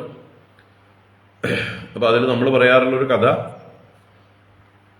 ഭഗവാൻ കൂട്ടുകാരുമായിട്ട് കളിക്കുന്നതായിട്ടുള്ള സമയത്ത് ചില പഴങ്ങള് പറിച്ച് കളിക്കുന്നതായിട്ടുള്ള സമയത്ത് കൂട്ടുകാരെല്ലാവരും കൃഷ്ണനോടും പറഞ്ഞു, നമുക്ക് ഇന്ന് ഈ വൃക്ഷത്തിലെ പഴങ്ങളെല്ലാം പറിക്കാം, കുറച്ചു പേര് മുകളിൽ കയറി കുലുക്കി പഴങ്ങളെല്ലാം വീഴ്ത്തിയിടാം, ബാക്കിയുള്ളവർ താഴെ പെറുക്കി കൂട്ടാം, എന്നിട്ട് നമുക്ക് എല്ലാവർക്കും കൂടി ഒന്നിച്ച് പങ്കുവെച്ച് കഴിക്കാം എന്ന് പറഞ്ഞപ്പോൾ കൃഷ്ണൻ പറഞ്ഞു, അയ്യോ എനിക്കൊന്നും വേണ്ട, ഞാനിപ്പോൾ വീട്ടിൽ നിന്ന് എല്ലാം കഴിച്ചിട്ടാ വരണ, വയറ് നിറഞ്ഞിട്ടിരിക്കുക, എനിക്ക് വയ്യ എന്ന് പറഞ്ഞ് കൃഷ്ണൻ ഒരു ഭാഗത്ത് മിണ്ടാതിരുന്നു. ആ സമയത്ത് കൂട്ടുകാരൊക്കെ കൂടി പറഞ്ഞു, എന്നാ ഇതിൽ പങ്ക് ചേർന്നിട്ടില്ലെങ്കിൽ നിനക്ക് പങ്ക് തരില്ല, നീ പണിയെടുത്താലേ നിനക്ക് കൂലിയുള്ളൂ എന്ന മട്ടില് അവര് ഭഗവാനെ പറഞ്ഞു. ഭഗവാൻ പറഞ്ഞു, എനിക്ക് വേണ്ട, ഞാനിവിടെ ഇരുന്നോളാം, നിങ്ങളൊക്കെ കളിച്ചോളൂ, നിങ്ങളൊക്കെ പറിച്ചോളൂ, കഴിച്ചോളൂ എന്ന്. അപ്പോഴാണ് ബലരാമസ്വാമിയുടെ നേതൃത്വത്തിൽ കൂട്ടുകാരൊക്കെ കൂടി പലരും മരത്തിൽ കയറി മരത്തിൽ പഴങ്ങളൊക്കെ കുലുക്കി താഴെയിട്ടു, ബാക്കിയുള്ളവരൊക്കെ പെറുക്കി കൂട്ടി, എല്ലാം കൂടി കൂട്ടിയിട്ട് എല്ലാവരും കൂടി ആരൊക്കെയാണോ അതിൽ പണിയെടുത്തവര് അവർക്ക് മാത്രം കൂലി, പണിയെടുത്തവർക്ക് മാത്രം പങ്ക്, അങ്ങനെ അവർ പങ്കിട്ടിട്ട് അവർക്ക് കഴിക്കാൻ നേരത്ത് നോക്കുമ്പോൾ കൃഷ്ണൻ എവിടെയാണെന്ന് നോക്കണം. മാത്രമല്ല അവർക്ക് മനസ്സ് വരുന്നില്ല, എന്നും എല്ലാ കാര്യത്തിലും കൃഷ്ണൻ കൂടെ ഉണ്ടായിട്ട് കൃഷ്ണന് കൊടുക്കാതെ കഴിക്കാൻ തോന്നുമോ? അപ്പൊ അവർ ഓരോരുത്തരും നോക്കുന്നുണ്ട്, കൃഷ്ണൻ എവിടെ, കൃഷ്ണൻ ഓരോ പഴമെങ്കിലും കൊടുക്കണം നമ്മള്. ബാക്കി 90% നമുക്കുള്ളത് 10% നമ്മൾ കൃഷ്ണന് കൊടുക്കുക, ഓരോരുത്തരും മനസ്സിൽ വിചാരിക്കുകയാണ്. അപ്പൊ അങ്ങനെ നോക്കുമ്പോണ്ട് കൃഷ്ണൻ ഒരു ഭാഗത്തിരുന്ന് പഴം ചാപ്പിടണം. അവർക്ക് അതിശയായി, നമ്മുടെ കൂടെയൊന്നും കൂടിയിട്ടില്ലപ്പോ എവിടുന്നാപ്പോ ഈ കൃഷ്ണൻ ഇത്രയും പഴം കിട്ടിയത്? ചെന്ന് അടുത്ത് ചെന്ന് നോക്കുമ്പോണ്ട് ഇവർക്കൊക്കെ ഉള്ളതിനേക്കാൾ വളരെ കൂടുതൽ പഴം വെച്ചിട്ട് ആളിങ്ങനെ മറച്ചു പിടിച്ചുകൊണ്ടിരുന്ന് തിന്നുകൊണ്ടിരിക്കുക. അപ്പൊ എല്ലാവർക്കും ദേഷ്യം, എന്താ കണ്ണാത്, ഇത് എവിടുന്ന് കിട്ടി ഈ പഴമൊക്കെ? ഞങ്ങൾ പറിച്ചതിനെ നീ പെറുക്കി കൂട്ടിയതാണല്ലേ, ഞങ്ങളറിയാതെ. അപ്പൊ കൃഷ്ണൻ പറഞ്ഞു, അല്ലല്ല, എനിക്ക് ഈ മരം തന്നതാ, ഈ മരത്തുനിന്ന് എൻ്റെ മുമ്പിൽ വീണത് ഞാൻ എടുത്തു, എനിക്ക് തന്നതായി ഈ മരം, നിങ്ങളൊന്നും തരണ്ട എന്ന മട്ടിൽ അവരെ ചുണ്ടി പിടിപ്പിക്കുന്ന രീതിയിൽ ഭഗവാൻ ഇത്രയും കൂടുതൽ പഴങ്ങൾ ഇരുന്ന് ചാപ്പിടണം. അപ്പൊ ഇവർ കുലുക്കി വീഴ്ത്തിയതിനെ തന്നെയാണ് ഭഗവാൻ മാറ്റി വെച്ചിരിക്കണം, അവരറിയാതെ. മരത്തിൽ നിന്ന് തന്നെയാണ് വീണത്, മരം തന്നെയാണ് തന്നത്, വാസ്തവം തന്നെയാണ് കൃഷ്ണൻ പറഞ്ഞതൊക്കെ. നിമിത്ത മാത്രമാണ് ആര് ഈ മരത്തിൽ കയറി കുലുക്കിയവര്. അവർ കുലുക്കിയ കൂട്ടത്തിൽ കുറേ പഴങ്ങൾ വീണു, 1, 2 അല്ലല്ലോ വീണത്, നിറയെ വീണതിൽ കുറച്ചപ്പോ ഭഗവാൻ മാറ്റിയെടുത്തു. അതിലിപ്പോ എന്താ തെറ്റുള്ളത്, അല്ലേ? ഒരു വൃക്ഷത്തില് ധാരാളം ഉണ്ടാകുന്നത് ആ വൃക്ഷം വെച്ച് പിടിപ്പിച്ചവർക്ക് വേണ്ടി മാത്രമാണോ? അത് പറിച്ചവർക്ക് വേണ്ടി മാത്രമാണോ? അല്ല, അതല്ല നമ്മുടെ സംസ്കാരം. ആ വൃക്ഷം തന്നെ കായ്ക്കുന്നത് നമുക്ക് വേണ്ടിയിട്ടാണ്. അതിന് ഒരു പ്രയോജനമില്ല. അതിന് കല്ലേറ കിട്ടുക നമ്മുടെ ഇന്ന്, അല്ലേ? കല്ലേറോ വല്ല ആയുധങ്ങളെ കൊണ്ടുള്ള പ്രഹരമോ തോട്ടി കൊണ്ടുള്ള അടിയോ ഒക്കെ കിട്ടും. പാവം നമുക്ക് പഴം തരാൻ വേണ്ടിയിട്ട് അതിങ്ങനെ പഴുത്ത് നിൽക്കുമ്പോൾ. അപ്പൊ ഇതിന്ന് ഭഗവാൻ ലോകത്തിന് കാണിച്ചു കൊടുക്കുകയാണ്, ഇതൊന്നും നമ്മുടേതല്ല, എല്ലാം ഈശ്വരൻ്റെതാണ്. തേന തെക്തേന പുഞ്ചീത മാഘൃത കസ്യസിദ്ധനം. എൻ്റേതാണെന്ന് അഭിമാനിക്കാതിരിക്കൂ. ഞാൻ കഷ്ടപ്പെട്ടതൊക്കെ എനിക്കുള്ളതാണ്. നമ്മുടെയൊക്കെ തെറ്റിദ്ധാരണ അതാണല്ലോ. ഞാൻ സമ്പാദിച്ചത് എനിക്കും എൻ്റെ ഭാര്യയ്ക്കും എൻ്റെ മക്കൾക്കും മാത്രം, വേറെ ആർക്കും ഇല്ല അതിൽ പങ്ക്, ഇല്ലേ? ഒരാൾക്കും ദാനം കൊടുക്കില്ല, ഒരാൾക്കും ധർമ്മം ചെയ്യില്ല. ഞാൻ സമ്പാദിച്ചത് എനിക്ക് അനുഭവിക്കാനുള്ളതാണ്. അപ്പൊ നിങ്ങളുടെ പൂർവീകരൊക്കെ കഷ്ടപ്പെട്ട് ഇവിടെ വൃക്ഷങ്ങൾ വെച്ച് പിടിപ്പിച്ചതാണ് നിങ്ങൾ അനുഭവിച്ചുകൊണ്ടിരിക്കുന്നത്. അവരാരും പങ്ക് ചോദിക്കാൻ വന്നില്ല. നമ്മുടെ മുത്തശ്ശന്മാരും മുതുമുത്തശ്ശന്മാരും വെച്ച് പിടിപ്പിച്ചതായിട്ടുള്ള മാവും പ്ലാവും തെങ്ങും വെച്ചിട്ടാണ് നമ്മൾ അതിൽ നിന്നാണ് ഭുജിച്ചുകൊണ്ടിരിക്കുന്നത്. നമ്മൾ വെട്ടി നശിപ്പിക്കുക എന്നല്ലാതെ ഒരു തെങ്ങ് ഇതുവരെ വെച്ചിട്ടില്ല, ഒരു പ്ലാവോ ഒരു മാവോ ഇതുവരെ വെച്ച് പിടിപ്പിച്ചിട്ടില്ല. അപ്പൊ നമുക്ക് വാസ്തവത്തിൽ അർഹതയുണ്ടോ? രക്തബന്ധത്തിന്റെ അവകാശം മാത്രം, അല്ലേ? എൻ്റെ മുത്തശ്ശൻ വെച്ചത് പിന്നെ ഞാനല്ലാതെ ആരാ കഴിക്കുക? ഇങ്ങനെയുള്ള ചില മിഥ്യകളായിട്ടുള്ള നമ്മുടേതായിട്ടുള്ള ധാരണകളാണ്. അപ്പോൾ അതൊക്കെ ഭഗവാൻ ഇവിടെ ഒരു സൂചനയിലൂടെ തരുന്നത്. ഇത് എല്ലാം ഈശ്വരൻ്റേതാണ്. ഈശ്വരന് കൊടുക്കാതെ ഒന്നും കഴിച്ചുകൂടാ. അപ്പം നിങ്ങൾ കൊടുക്കാതിരുന്നാൽ ഈശ്വരൻ തട്ടിപ്പറിച്ചെടുത്തോളും. ഈശ്വരൻ അതിനുള്ള സാമർഥ്യമുണ്ട്. അത് ഏത് രീതിയിലാണ് പറിച്ചെടുക്കുക, തട്ടിപ്പറിച്ചെടുക്കുക എന്നൊന്നും അറിയില്ല. അപ്പം ഇങ്ങനെ ഭഗവാൻ ചില ലീലകളിലൂടെ അല്ലെങ്കിൽ ഒരു കള്ളത്തരം പോലെ തൻ്റെ കൂട്ടുകാരോട് കള്ളത്തരം കാണിക്കുന്നത് പോലെ ഈ പഴങ്ങളൊക്കെ അപഹരിച്ച് ഭക്ഷിക്കാൻ തുടങ്ങി. അപ്പോൾ കൂട്ടുകാർക്ക് ദേഷ്യമായി. ആഹാ, നമ്മുടെ കൂടെ ഇത്രയും കാലം നമ്മുടെ സഹായത്തോടു കൂടി വെണ്ണയൊക്കെ കട്ട് തിന്നിട്ട് നമ്മളാണ് പലയിടത്തും വഴി കാണിച്ചു കൊടുത്തിട്ടുള്ളത്. എന്തിന്? നമ്മുടെ സ്വന്തം അമ്മമാരെ ഒളിപ്പിച്ച് വെച്ചത് നമ്മളെ ചെന്ന് കാണിച്ചു കൊടുത്തിട്ടുണ്ട്. നമ്മുടെ വീട്ടിൽ നമ്മൾ തന്നെ കൃഷ്ണനെ മുതുക് കാണിച്ചു കൊടുത്തിട്ടുണ്ട് കയറി നിൽക്കാനായിട്ട്. അങ്ങനെ സ്വന്തം അമ്മയെ പോലും വഞ്ചിച്ചിട്ടാണ് നമ്മൾ കൃഷ്ണനെ കൂട്ടു നിന്നിട്ടുള്ളത്. അങ്ങനെയുള്ള നമ്മളെ തന്നെ വഞ്ചിക്കാൻ തുടങ്ങിയോ എന്ന് ഈ കൂട്ടുകാരുടെ ഉള്ളിൽ ഒരു ചെറിയ ശുണ്ഠി ഉണ്ടാക്കി ഭഗവാൻ. അങ്ങനെ അവർക്ക് ദേഷ്യം വന്നു. അവർ ബലരാമനെയും കൂട്ടുപിടിച്ചു. ബലരാമനും അവരുടെ കൂടെ കൂടി. നമുക്ക് ഇന്ന് കൃഷ്ണനെ തല്ലു കൊള്ളിക്കണം എന്നും ഈ അമ്മമാർ വന്നിട്ട് കംപ്ലൈൻറ്റുകൾ പറയുമ്പോൾ ഇവൻ്റെ ഒരു അഭിനയം കണ്ടിട്ടില്ലേ നമ്മൾ? എങ്ങനെയെങ്കിലും അമ്മയുടെ ഒന്ന് തല്ലുകൊള്ളാതെ രക്ഷപ്പെടും. ഇന്ന് നമുക്ക് തീർച്ചയായിട്ടും തല്ലു കൊള്ളിക്കണം. അതിനെന്താ വഴി? അതിന് അമ്മ പേടിക്കുന്നതായിട്ടുള്ള സീരിയസ് ആയിട്ടുള്ള എന്തെങ്കിലും ഒരു ആരോപണം വേണം. അപ്പം അത് എന്താണ്? ഉണ്ണി മണ്ണ് തിന്നു എന്നുള്ളത് പറയുക. അത് പറഞ്ഞാൽ അമ്മയ്ക്ക് ഒട്ടും സഹിക്കില്ല. കാരണം അത് വലിയ വികൃതിയാണ്. ഉണ്ണിക്ക് മണ്ണൊക്കെ തിന്നു കഴിഞ്ഞാൽ രോഗങ്ങൾ വരില്ലേ, വയറുകേട് വരില്ലേ, എന്തൊക്കെ ബുദ്ധിമുട്ടുകൾ ഉണ്ടാവും. അപ്പം അതിൽ നിന്ന് അവനെ പിന്തിരിപ്പിക്കണം എന്ന് വിചാരിച്ചുകൊണ്ട് അമ്മ തീർച്ചയായിട്ടും ശാസിക്കുകയോ അടിക്കുകയോ ഒക്കെ ചെയ്യാൻ വഴിയുണ്ട്. അത്രയും ആ രീതിയിൽ വേണം നമുക്ക് ചെയ്യാനെന്ന് തീരുമാനിച്ച് ഈ ഗോപകുമാരന്മാർ, കൊച്ചുകുട്ടികൾ ബലരാമസ്വാമിയുടെ നേതൃത്വത്തിൽ വന്ന് അമ്മയുടെ അടുത്ത് കംപ്ലൈൻറ്റ് പറയുന്ന രംഗമാണ്. ക്രീഡമാനാഹ എന്നേ പറഞ്ഞുള്ളൂ, ബാക്കി നമ്മൾ ചേർക്കണം. എന്ത് ക്രീഡമാനാഹ? എന്ത് വേണമെങ്കിൽ ക്രീഡമാനന്മാരാവാം. അപ്പോൾ ഏകദാ ക്രീഡമാനാസ്തേ രാമാദ്യാ ഗോപദാരകാഃ കൃഷ്ണോ മൃദം ഭക്ഷിതവാൻ ഇതി മാത്രേ ന്യവേദയന്. ഏകദാ ക്രീഡമാനാസ്തേ രാമാദ്യാ ഗോപദാരകാഃ കൃഷ്ണോ മൃദം ഭക്ഷിതവാൻ ഇതി മാത്രേ ന്യവേദയന്. ഏകദാ, അങ്ങനെ ഒരിക്കൽ, ക്രീഡമാനാഹ രാമാദ്യാഹ തേ ഗോപദാരകാഃ. ക്രീഡമാനാഹ, പലതരത്തിൽ ക്രീഡകളിൽ മുഴുകിയിരുന്നവരായിട്ടുള്ള ബലരാമൻ മുതലായിട്ടുള്ള തേ ഗോപദാരകാഃ, ആ ഗോപബാലന്മാര്, നിലവിളിച്ച് കളിക്കുന്നതായിട്ടുള്ള ആ പിള്ളേര് ചെന്ന് ഇതി മാത്രേ നിവേദയ, ഇങ്ങനെ മാതാവിനോടായിക്കൊണ്ട് നിവേദനം ചെയ്തു, അറിയിച്ചു എന്നർത്ഥം. നിവേദനം ചെയ്യുക, അറിയിക്കുക. അപ്പൊ മാത്രേ മാതാവിനോടായിക്കൊണ്ട്, മാതാവിനായിക്കൊണ്ട് എന്നൊക്കെ അർത്ഥം. ചതുർത്ഥി വിഭക്തി. മാതാ ശബ്ദത്തിന്റെ ശ്രീ മാത്രേ നമഃ. അപ്പൊ എന്താ പറഞ്ഞത്? കൃഷ്ണോ മൃതം ഭക്ഷിതവാൻ ഇതി. കംപ്ലൈന്റ് ചെന്ന് പറഞ്ഞത് കൃഷ്ണ മൃതം ഭക്ഷിതവാൻ അംബ എന്ന്. യശോദാമ്മേ, യശോദാമ്മേ, ഈ കൃഷ്ണനുണ്ടല്ലോ മണ്ണ് തിന്നു, മണ്ണ് തിന്നു എന്ന് എല്ലാവരും കൂടി ചെന്ന് ഒന്നിച്ചു ചെന്ന് കൂവി നിലവിളിച്ച് പറഞ്ഞു. അത് കേട്ടപ്പോഴേക്കും എല്ലാവരും കൂടി പ്രഷറൈസ് ചെയ്യണം യശോദയെ. അത് കേട്ടപ്പോ യശോദയ്ക്ക് സഹിച്ചില്ല. അയ്യോ, ഉണ്ണി ഇത്രയൊക്കെ മണ്ണ് തിന്നിട്ട് അസുഖം വരില്ലേ എന്ന് പറഞ്ഞിട്ട് ഉടനെ തന്നെ ആ ദേഷ്യത്തോടു കൂടി ആ ഉണ്ണിയുടെ കൈ പിടിച്ചു. സാ ഗൃഹീത്വാ കരേ കൃഷ്ണം ഉപാലഭ്യ ഹിതൈഷിണി യശോദാഭയ സംഭ്രാന്ത പ്രേക്ഷണാക്ഷം അഭാഷത. സാ ഗൃഹീത്വാ കരേ കൃഷ്ണം ഉപാലഭ്യ ഹിതൈഷിണി യശോദാഭയ സംഭ്രാന്ത പ്രേക്ഷണാക്ഷം അഭാഷത. സാ ഗൃഹീത്വാ കരേ കൃഷ്ണ ഉപാലഭ്യ ഹിതൈഷിണി. അപ്പൊ ഇവിടെ സാ ഹിതൈഷിണി, കൃഷ്ണന്റെ ഹിതത്തെ ആഗ്രഹിക്കുന്നവൾ, ഇച്ഛിക്കുന്നവൾ നൃത്തം, ഈഷിക്കുന്നവൾ, ഇച്ഛിക്കുന്നവൾ നൃത്തം. അപ്പോ ഹിത ഏഷണ ഉള്ളവൾ, അങ്ങനെ ഹിതത്തെ ഇച്ഛിക്കുന്നവളായിട്ടുള്ള അവള് ഉണ്ണിക്ക് അസുഖം വല്ലതും വരുമോ എന്നുള്ള ഭയത്തോടു കൂടി സാ യശോദ കൃഷ്ണം കരേ ഗൃഹീത്വാ, കൃഷ്ണനെ കയ്യിൽ പിടിച്ചു, ബലമായിട്ട് അങ്ങോട്ട് പിടിച്ചു. നീ ഓടിപ്പോവെന്ന് നോക്കട്ടെ.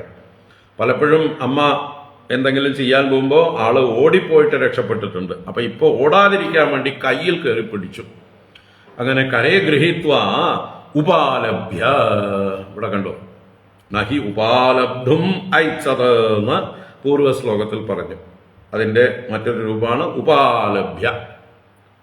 ഉപാലംബനം എന്ന് പറഞ്ഞാൽ വഴക്ക് പറയുക, ശകാരിക്കുക എന്നർത്ഥം. അപ്പൊ ഉപാലഭ്യ ശകാരം ചെയ്തിട്ട്, അമ്പട വികൃതി,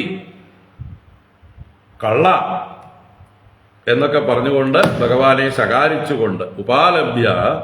അപ്പോഴേക്കും ഭഗവാൻ പേടിച്ചു വിറയ്ക്കുന്നവനായി. ഭയസംഭ്രാന്ത പ്രേക്ഷണാക്ഷം, ഭയം കൊണ്ടുള്ള സംഭ്രമം, ആ സംഭ്രമം കണ്ണിൽ കാണാം. പ്രേക്ഷണാക്ഷം, ആ സംഭ്രമത്തോടുകൂടി പ്രേക്ഷണം ചെയ്യുന്ന അക്ഷം. സംഭ്രമം എന്ന് പറഞ്ഞാൽ കറങ്ങുകയാണല്ലോ, ഭ്രമിക്കുക. അപ്പൊ കണ്ണിലെ കൃഷ്ണമണി ഇങ്ങനെ അങ്ങോട്ടും ഇങ്ങോട്ടും ഒക്കെ ചലിക്കുന്നുണ്ട്, ഒരു ഭാഗത്ത് ഉറയ്ക്കുന്നില്ല. ധൈര്യമുള്ളവർക്കാണ് കണ്ണിന്റെ കൃഷ്ണമണി ഉറച്ചു നിൽക്കുക, അല്ലെ? കള്ളന്മാരുടെ മുഖത്തേക്ക് നോക്കിയാൽ അറിയാം, നല്ല പ്രൊഫഷണൽ കള്ളന്മാര് ഉറച്ചു നിൽക്കും. അവര് എന്ത് കളവ് ചെയ്താലും കുലുങ്ങാതെ നിൽക്കും, കാരണം അവർക്കറിയാം അതാണ് ലക്ഷണം എന്നുള്ളത്. അപ്പൊ അവർ ഭയം അഭിനയിക്കുകയില്ല. എന്നാൽ ആദ്യമായിട്ടൊക്കെ കളവ് ചെയ്യുന്നവരാണെങ്കിൽ പെട്ടെന്ന് കണ്ടുപിടിക്കാം. അവരുടെ കണ്ണൊരു ഭാഗത്ത് ഉറക്കില്ല, മുഖത്തേക്ക് നോക്കില്ല. ആരാ ചോദിക്കണ വെച്ചാൽ അവരുടെ മുഖത്തേക്ക് നോക്കില്ല. അങ്ങനെ കണ്ണ് കിടന്ന് ഭ്രമിച്ചുകൊണ്ടിരിക്കും, കറങ്ങിക്കൊണ്ടിരിക്കും, അങ്ങോട്ടും ഇങ്ങോട്ടും ഒക്കെ നോക്കും, പേടി കൊണ്ട് വിറച്ചിട്ട്. അപ്പൊ അങ്ങനെയുള്ള കണ്ണോട് കൂടിയതായിട്ടുള്ള കണ്ണനോട് അഭാഷത, ഭാഷണം ചെയ്തു, ഇങ്ങനെ പറഞ്ഞു. ആ ഉപാലംബനം ചെയ്യുന്ന ഭാഷയിൽ തന്നെ, ശകാരിക്കുന്ന ഭാഷയിൽ തന്നെ. അതാണ് ഉപാലഭ്യ ഭയസംഭ്രാന്ത പ്രേക്ഷണാർത്ഥം അഭാഷത. ആ ഭഗവാനോട് ഇങ്ങനെ പറഞ്ഞു. അപ്പോൾ ആ അമ്മയുടെ ഭാഷയ്ക്കൊരു വ്യത്യാസമുണ്ട്, അല്ലേ? ആ ഉപലംബന ഭാഷയാണ്. കസ്മാൻ മൃതമദാന്താത്മൻ ഭവാൻ ഭക്ഷിതവാൻ രഹ വദന്തി താവഗാഹ്യേതേ കുമാരാസ്തഗ്രജോപ്യയം. കസ്മാൻ മൃതമദാന്താത്മൻ ഭവാൻ ഭക്ഷിതവാൻ രഹ വദന്തി താവഗാഹ്യേതേ കുമാരാസ്തഗ്രജോപ്യയം. ഭഗവാനെ വിളിക്കുന്ന വാക്ക് നോക്കൂ, അദാന്താത്മൻ. അദാന്താത്മൻ എന്താ അർത്ഥം? അടക്കമില്ലാത്തവനെ. എടാ ധിക്കാരി, താന്തോ നീ, തോന്നിയവാസി എന്നൊക്കെ അർത്ഥമാണ്. ആത്മാവിനെ എന്താ പറയുക, ദമനം ചെയ്യാത്തവൻ, ദമം ചെയ്യാത്തവൻ. അദാന്തം നദാന്തം. ദാന്തം എന്ന് പറഞ്ഞാൽ ദമിച്ചത്, അടക്കിയത്. നദാന്തം ഇത് അദാന്തം. എന്ത്? ആത്മാ.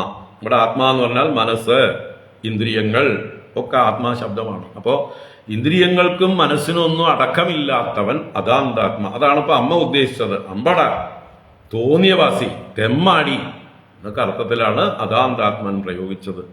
വാസ്തവത്തിൽ ഭഗവാനെ ആരെന്ത് ചീത്ത പറഞ്ഞാലും, ശിശുപാലൻ അടക്കം ചീത്ത പറഞ്ഞതൊക്കെ ഭഗവാനെ സംബന്ധിച്ച് ഉപനിഷത് വാക്യങ്ങളാണ്. അതെങ്ങനെ വന്നാലും ഉപനിഷത് വാക്യമായിട്ട് മാറും. അത് സരസ്വതിയുടെ ഒരു കളിയാണ്, സംസ്കൃത ഭാഷയുടെയും മഹാത്മ്യമാണ്. അപ്പൊ ഭഗവാനെ ആർക്കെങ്കിലും അടക്കാൻ പറ്റുമോ? എങ്ങനെയെങ്കിലും അടക്കാൻ പറ്റുന്ന ആളാണോ?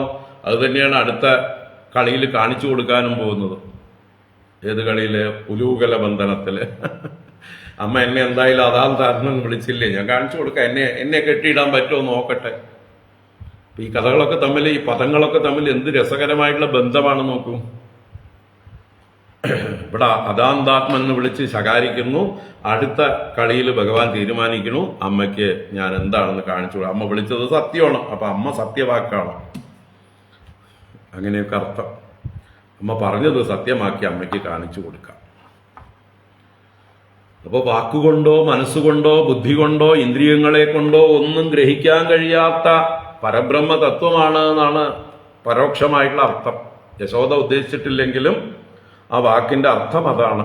അനന്തനായിരിക്കുന്നവനെ, അപ്രമേയനായിരിക്കുന്നവനെ, യഥോ വാചോ നിവർത്തന്തേ അപ്രാപ്യ മനസാ സഹ എന്ന് വേദം പറയുന്ന ഏതൊരു ഈശ്വര തത്വത്തെക്കുറിച്ച് മനസ്സ് ചിന്തിക്കുമ്പോൾ അത് മനസ്സ് നിവർത്തിക്കുന്നുവോ, വാക്കുകൊണ്ട് വർണ്ണിക്കാൻ ശ്രമിക്കുമ്പോൾ വാക്ക് മടങ്ങുന്നുവോ, അങ്ങനെയുള്ള സ്വരൂപത്തോടു കൂടിയവൻ എന്നാണ് അതാന്താത്മൻ എന്നുള്ള വാക്കിന്റെ അർത്ഥം. അപ്പൊ എന്തായാലും ആര് ഭഗവാനെ എന്ത് ചീത്ത വിളിച്ചാലും ഭഗവാൻ ചിരിക്കും. കാരണം നമ്മൾ എന്തോ ഒരു അർത്ഥത്തിൽ വിളിച്ചു, ഭഗവാൻ അതിനെ എടുക്കുന്നത് വേറൊരു അർത്ഥത്തിലാണ്. അതുകൊണ്ടായ ശിശുപാലൻ എത്ര ചീത്ത വിളിച്ചിട്ടും ഭഗവാൻ ഒരു കുലുക്കുണ്ടായില്ല. പിന്നെ ശിശുപാലന്റെ കർമ്മ കഴിഞ്ഞപ്പോൾ മോക്ഷം കൊടുക്കേണ്ട അവസ്ഥ ആയപ്പോഴാണ് ശിരച്ഛേദം ചെയ്യുന്നത്. ഒക്കെ നാടകമാണ് ഭഗവാന്റെ. അപ്പോ ഹേ അതാന്താത്മൻ, കസ്മാത് ഭവാൻ മൃതം ഭക്ഷിതവാൻ. അതാണ് ചോദിക്കുന്നത്. കസ്മാത്, എന്തിനാണ്, എന്തുകൊണ്ടാണ് ഭവാൻ നീ മൃതം ഭക്ഷിതവാൻ, മണ്ണ് തിന്നത്? നിനക്കിവിടെ എന്തിന്റെ കുറവാണ് എന്നാണ് അർത്ഥം, അല്ലേ? ഇവിടെ നിനക്ക് എന്താ ഭക്ഷണം തരാതിരിക്കണ്ടോ? നീ പാല് കുടിക്കാതെയാണോ ഇവിടുന്ന് പോയത്? വെണ്ണ തിന്നാതെയാണോ പോയത്? നിനക്കെന്താ ഞാൻ തൈര് ചോറ് തന്നില്ലേ, അല്ലെങ്കിൽ പാൽ ചോറ് തന്നില്ലേ, നെയ്ച്ചോറ് തന്നില്ലേ? നിനക്ക് വേണ്ടതൊക്കെ ഇവിടെ ഉണ്ടാക്കി തരുന്നില്ലേ? എന്തെല്ലാം പലഹാരങ്ങൾ ഉണ്ടാക്കി തരണു. ഇതൊന്നും പോരാതെ നിന്നെ എന്തിനാ ദാരിദ്ര്യം കാണിക്കുന്നത്? എന്തിനാ ഇങ്ങനെയൊക്കെ മണ്ണൊക്കെ വാരി തിന്നുന്നത്? ഇതാണ് ചോദ്യത്തിന്റെ അർത്ഥം. അപ്പൊ ഭവാൻ കസ്മാത് മൃതം ഭക്ഷിതവാൻ, എങ്ങനെ? രഹ, അതും രഹ, സ്വകാര്യമായിട്ട് ആരും അറിയാതെ കള്ളൻ മണ്ണ് വാരി തിന്നുന്നുവോ? അപ്പൊ ആരും കാണാതെയാണ് നീ മണ്ണ് വാരി തിന്നത് എന്ന് പറയും. അപ്പോഴേക്കും ഭഗവാൻ മുഖമൊക്കെ അങ്ങനെ വല്ലാതെ പേടിച്ച് വരയ്ക്കുന്ന, ചുവന്ന് കൊടുത്ത് കണ്ണൊക്കെ ചലിക്കുന്നതായിട്ട്, ചുണ്ടൊക്കെ വിതുമ്പുന്നതായിട്ട്, കണ്ണിന്ന് നിറഞ്ഞ് വെള്ളം വരുന്നത് പോലെയൊക്കെ അഭിനയിക്കും. അങ്ങനെ അഭിനയിച്ചുകൊണ്ട്, അമ്മേ ഞാൻ അങ്ങനെ ചെയ്തിട്ടില്ല, ഇവരൊക്കെ നുണ പറയണമെന്ന് ആദ്യം പറഞ്ഞു നോക്കി. അങ്ങനെ ഉണ്ടായിട്ടില്ല അമ്മേ, എല്ലാവരും വെറുതെ പറയണം, എന്നെ അമ്മ ശിക്ഷിക്കാൻ വേണ്ടി പറയണ് എന്നൊക്കെ പറഞ്ഞു നോക്കി. അപ്പോഴാണ് വദന്തി താവകാഹ്യതേ, നിന്റെ കൂട്ടുകാരാണ് ഇവരൊക്കെ, എന്റെ ആരും അല്ല, ഞാൻ കാശ് കൊടുത്ത് അവരെ കൊണ്ട് പറയിപ്പിക്കുകയല്ല, അവർ നിന്റെ കൂട്ടുകാരാണ്. ഇത്രയും കാലം നിന്റെ കൂടെ എല്ലാറ്റിനും കൂട്ടുനിന്ന് നിനക്ക് വേണ്ടി ന്യായീകരിച്ചവരാണ്, നിന്നെ രക്ഷിച്ചവരാണ് എല്ലാ കളവിലും. അപ്പൊ നിന്റെ കൂട്ടുകാർ, നിന്റെ ഉറ്റ സുഹൃത്തുക്കൾ നിന്നെ തള്ളി പറയൂ? അവരാണ് ഈ പറയുന്നത് താവകാഹി ഏതേ. അപ്പോ അവരെ തള്ളി പറഞ്ഞു നോക്കി കൃഷ്ണൻ. എല്ലാ അമ്മേ അവരൊക്കെ വെറുതെ പറയാണ് എന്ന് പറയുമ്പോ, അപ്പൊ ഏതേ കുമാരാഹ, ഈ കുമാരന്മാരൊക്കെ പറയണു എന്ന് പറഞ്ഞപ്പോ, ഇല്ല എന്ന് പറഞ്ഞപ്പോ, തേ അഗ്രജോപി അയം, ദാ നിന്റെ ഏട്ടൻ, തേ അയം അഗ്രജഹാപി, ദാ നിന്റെ ഏട്ടനായിട്ടുള്ള ബലരാമൻ പോലും നിന്നെ തള്ളി പറയണ്ടല്ലോ, നീ ചെയ്തത് മണ്ണ് തിന്നു എന്നുള്ളത് ഉറപ്പിച്ച് പറയണ്ടല്ലോ അവരൊക്കെ. അപ്പൊ ഏട്ടൻ നുണ പറയോ? ഏട്ടൻ നിന്നെ തള്ളി പറയോ? എത്ര ഇഷ്ടമാണ് ഏട്ടന് നിന്നോട്. നീ എന്തു തന്നെ വികൃതി കാണിച്ചാലും നിന്റെ കൂടെ നിൽക്കുന്നവനല്ലേ. അപ്പൊ നിന്റെ ഏട്ടനും നിന്നെ തള്ളി പറഞ്ഞിരിക്കുന്നു എന്നിങ്ങനെ അമ്മ പേടിപ്പിക്കുകയാണ്. ആ സമയത്ത് ഭഗവാൻ അയ്യോ പേടി അഭിനയിച്ചുകൊണ്ട് പറയുന്ന വാക്കുകളാണ്, നാഹം ഭക്ഷിതവാൻ അംബ സർവേ മിഥ്യാഭിശാസിനഃ യദി സത്യഗിര തർഹി സമക്ഷം പശ്യ മേ മുഖം. നാഹം ഭക്ഷിതവാൻ അംബ സർവേ മിഥ്യാഭിശംസിനഃ യദി സത്യഗിരസ്തർഹി സമക്ഷം പശ്യ മേ മുഖം. അമ്പാ, അമ്മേ, അഹം ന ഭക്ഷിതവാൻ, ഞാൻ കഴിച്ചിട്ടില്ല അമ്മേ, ഞാൻ മണ്ണ് തിന്നിട്ടില്ല. സർവേ മിഥ്യാഭിശംസിനഃ, എല്ലാവരും മിഥ്യാഭിശംസിക്കുകയാണ്, എല്ലാവരും നുണ പറയുകയാണ്, ഇല്ലാത്തതിനെ പറയുകയാണ്, അവര് സത്യമറിയാതെ പറയുകയാണ് എന്നർത്ഥം. മിഥ്യാഭിശംസം എന്ന് പറഞ്ഞാൽ ശരിയായ സത്യം ധരിക്കാതെ പറയണവര് എന്ന് മറ്റ് വേദാന്ത അർത്ഥം. ഇവിടെ അവരെല്ലാം നുണ പറയണമേ, വെറുതെ പറയണമേ, ഇല്ലാത്തതിനെ പറയാണ്. ഇനി അവർ പറയുന്നതൊക്കെ സത്യമാണെങ്കിൽ യതി സത്യഗിരഹ, അവർ പറയുന്ന വാക്കുകൾ ഗിരഹ സത്യഹ യതി, അവർ പറയുന്നതൊക്കെ സത്യമാണെങ്കിൽ തർഹി, അങ്ങനെയാണെങ്കിൽ സമക്ഷം മേ മുഖം പശ്യ, സമക്ഷം അവരുടെ മുമ്പിൽ വെച്ചിട്ട് തന്നെ, അവരൊക്കെ നോക്കി നിൽക്കട്ടെ, അവര് സാക്ഷികളായി നിൽക്കട്ടെ, ഞാൻ ഭക്ഷിച്ചിട്ടുണ്ടോ എന്ന് അമ്മയ്ക്ക് പരിശോധിക്കാം. എല്ലാവരുടെയും മുമ്പിൽ വെച്ച്, സമക്ഷത്തിൽ വെച്ച് മേ മുഖം പശ്യ, എന്റെ മുഖത്തെ നല്ലോണം നോക്കൂ, എന്റെ വായ നോക്കൂ. മുഖം എന്ന് പറഞ്ഞാൽ വായ. അപ്പൊ എന്റെ വായിൽ നോക്കൂ അമ്മേ, മണ്ണ് ഭക്ഷിച്ചിട്ടുണ്ടെങ്കിൽ വായിൽ മണ്ണ് കാണേണ്ടതല്ലേ. അപ്പൊ അവരൊക്കെ സത്യമാണ് പറയണമെങ്കിൽ എന്റെ വായിൽ മണ്ണ് കാണും. എല്ലാവരും മിഥ്യ പറയണമേ എന്ന് പറയും. അപ്പോ ഭഗവാൻ പറഞ്ഞതിലും സത്യമുണ്ട്. എന്താ സത്യം? ഇവരൊന്നും കാര്യമറിയാതെ പറയണം, ഞാൻ മണ്ണ് ഭക്ഷിച്ചതല്ല, എല്ലാ മണ്ണും എൻ്റെ ഉള്ളിലാണ്, എല്ലാ മണ്ണിൻ്റെയും ആധാരം ഞാനാണ്, വിശ്വാധാരനാണ് ഞാൻ. എന്നിലാണ് സർവവും ഉണ്ടായത്, എന്നിലാണ് എല്ലാം നിലനിൽക്കുന്നത്, എന്നിലേക്കാണ് എല്ലാം വിലയിക്കുന്നത്. ഞാൻ ആരാ മോൻ? ജന്മാദ്യസ്യ യതഃ. അപ്പൊ പിന്നെ ഞാൻ മണ്ണ് തിന്നേണ്ട ആവശ്യമുണ്ടോ? ഓൾറെഡി എല്ലാ മണ്ണും എന്നിലാണ്, എൻ്റെ ഉള്ളിലാണ്. അതാണ് ഭഗവാൻ പറഞ്ഞല്ലേ സത്യം. ഇനി അവരെ സന്തോഷിപ്പിക്കാനായിട്ട് അവർ പറയുന്നതൊക്കെ സത്യമാണെങ്കിൽ അമ്മ വായ നോക്കിക്കോളൂ എന്ന് പറയുമ്പോൾ അവര് പറഞ്ഞത് സത്യമാണ് അമ്മേ, അമ്മയ്ക്ക് കാണിച്ചു തരാട്ടോ എന്നും കൂടി ഒരർത്ഥവും കൂടി. എൻ്റെ കൂട്ടുകാരല്ലേ, അവര് നുണ പറയൂ, പറഞ്ഞത് സത്യമാക്കി തരാട്ടോ എന്ന മട്ടില് ഭഗവാൻ വായു പൊളിച്ച്, അമ്മ ഇത്തിരി മണ്ണേ കാണാൻ ആഗ്രഹിച്ചുള്ളൂ, ഭഗവാൻ ഈ ലോകത്തിലുള്ള സകല മണ്ണും തൻ്റെ വായ്ക്കുള്ളിലാണെന്ന് കാണിച്ചു കൊടുത്ത് സന്തോഷിപ്പിക്കുക ഒരർത്ഥത്തില്. പക്ഷെ അത് ഉൾക്കൊള്ളാനുള്ള വലിപ്പം ആർക്കില്ല? യശോദയ്ക്കില്ല. മറ്റു കൂട്ടുകാരൊക്കെ കണ്ടോ ഇല്ലയോ എന്നറിയൂല്ല, അതൊന്നും ഇവിടെ പറയുന്നുമില്ല. അവരുടെ സമക്ഷത്തിൽ കാണുമെന്നാണ് പറഞ്ഞിരിക്കുന്നത്. എന്തായാലും യശോദ മാത്രം കണ്ടു എന്നുള്ളതാണ് ഇവിടെ നമ്മൾ കാണാൻ പോകുന്നത്. എന്തായാലും യശോദയ്ക്ക് മാത്രമായിട്ടുള്ളൊരു ഒരു ദർശനമാണ് ഭഗവാൻ ഇവിടെ കൊടുക്കുന്നത്. കാരണം ഇപ്പൊ തൽക്കാലം കൂട്ടുകാരൊന്നും അറിയണ്ട എന്ന് വെച്ചിട്ടായിരിക്കും. എന്തായാലും ഇങ്ങനെ ഭഗവാൻ വളരെ ദീനനായിട്ട് ഭയം അഭിനയിച്ചുകൊണ്ട്, അല്ലേ, കണ്ണ് നിറഞ്ഞു തുളുമ്പുന്ന പോലെ ചുണ്ട് വിറച്ചുകൊണ്ട് മുഖം തുടുത്തുകൊണ്ട് വല്ലാത്ത ഭയം കാണിക്കുകയാണ്. അപ്പൊ അങ്ങനെ പറഞ്ഞതായിട്ടുള്ള സമയത്ത് ആ അമ്മ വളരെ അധികാരത്തോടുകൂടി എന്നാ പിന്നെ കാണട്ടെ എന്ന് പറയണം. യദ്യേവം തർഹി വ്യാദേഹീതി ഉക്തസ്സ ഭഗവാൻ ഹരി വ്യാദത്ത അവ്യാഹതൈശ്വര്യഃ ക്രീഡാമാനുജബാലകഃ. യദ്യേവം തർഹി വ്യാദേഹീത്യുക്തസ്സ ഭഗവാൻ ഹരി വ്യാദത്ത അവ്യാഹതൈശ്വര്യഃ ക്രീഡാമാനുജബാലകഃ. യദി ഏവം തർഹി, എന്നാ നീ പറയുന്ന പോലെ ആണെങ്കിൽ, അങ്ങനെയൊക്കെ ആണെങ്കിൽ, ഏവം തർഹി എന്നാൽ അങ്ങനെയാണെങ്കിൽ, യദി വ്യാദേഹി, വ്യാദേഹി എന്ന് പറഞ്ഞാല് വായ നല്ലോണം തുറക്കൂ. ഇതി യുക്ത, ഇങ്ങനെ പറഞ്ഞതായിട്ടുള്ള സമയത്ത് സഹ ഭഗവാൻ ഹരിഹി, സുഖബ്രഹ്മർഷി അവിടെ ഭഗവാൻ തന്നെ പ്രയോഗിച്ചു. സർവൈശ്വര്യ പരിപൂർണനായിരിക്കുന്ന ഭഗവാൻ, കൃഷ്ണസ്തു ഭഗവാൻ സ്വയം, കൃഷ്ണസ്തു ഭഗവാൻ സ്വയം എന്ന് സൂചിപ്പിച്ചുകൊണ്ട് ഭഗവാൻ ഹരിഹി, ഈ ലോകങ്ങളെ മുഴുവൻ പ്രളയകാലത്ത് തന്നിലേക്ക് ഹരിക്കുന്നവനാണ്. അപ്പൊ എങ്ങനെയാണോ പ്രളയകാലത്ത് എല്ലാം തൻ്റെ ഉള്ളിൽ അടക്കി വച്ചിരിക്കുന്നത്, അതേ ദർശനം അമ്മയ്ക്ക് കാണിച്ചു കൊടുക്കുകയാണ്. വ്യാദത്ത അവ്യാഹതൈശ്വര്യ, അവ്യാഹതൈശ്വര്യ, ഭഗവാന്റെ ഐശ്വര്യത്തിന്, ഈശ്വരഭാവത്തിന്, എല്ലാറ്റിനെയും ഭരിക്കാനുള്ള സാമർഥ്യത്തിന് ഒരു വ്യാഹതിയുമില്ല. വ്യാഹതി എന്ന് പറഞ്ഞാൽ തടസ്സം. അവ്യാഹത ഐശ്വര്യ, ഒരിടത്തും ചോദ്യം ചെയ്യപ്പെടാത്ത അധീശത്വമാണ് ഭഗവാനുള്ളത്, സർവൈശ്വര്യത്വം. ഭഗവാനെ നിയന്ത്രിക്കാനായിട്ട് ആരും ഇല്ല. ഒരാളും ഭഗവാന് കടിഞ്ഞാണിടാൻ, ഭഗവാന്റെ നേരെ അങ്കുശം പ്രയോഗിക്കാൻ, അരുത് എന്ന് പറയാൻ ഒരാളുമില്ല. അതാണ് അവ്യാഹത ഐശ്വര്യ. ഭഗവാൻ സമഗ്രമായിട്ടുള്ള ഐശ്വര്യമുള്ളവൻ. അങ്ങനെയുള്ള ഭഗവാൻ ക്രീഡാമാനുജ ബാലക എന്നപ്പോ വേഷം കെട്ടിയിട്ടാ വന്നിരിക്കുന്നത്. മറ്റുള്ളവരുടെ മുമ്പില് ക്രീഡാമാനുജ ബാലക, ഭഗവാൻ ലീല ചെയ്യാൻ വേണ്ടി മനുഷ്യ ശരീരം എടുത്തു വന്നിരിക്കുന്നു. അപ്പോ എല്ലാവരുടെ ദൃഷ്ടിയിലും ക്രീഡാമാനുജ ബാലക. പക്ഷെ യഥാർത്ഥ ഭഗവാൻ ആരാണ്? അവ്യാഹത ഐശ്വര്യ. ഇത് രണ്ടും തമ്മിലുള്ള ഒരു കളിയാണ് ഇവിടെ കാണുന്നത്, അല്ലേ? കാണേണ്ടവർക്ക് അവ്യാഹത ഐശ്വര്യനായ ഭഗവാനെ കാണാം, അല്ലാത്തവർക്ക് ക്രീഡാമാനുജ ബാലകനെ കാണാം.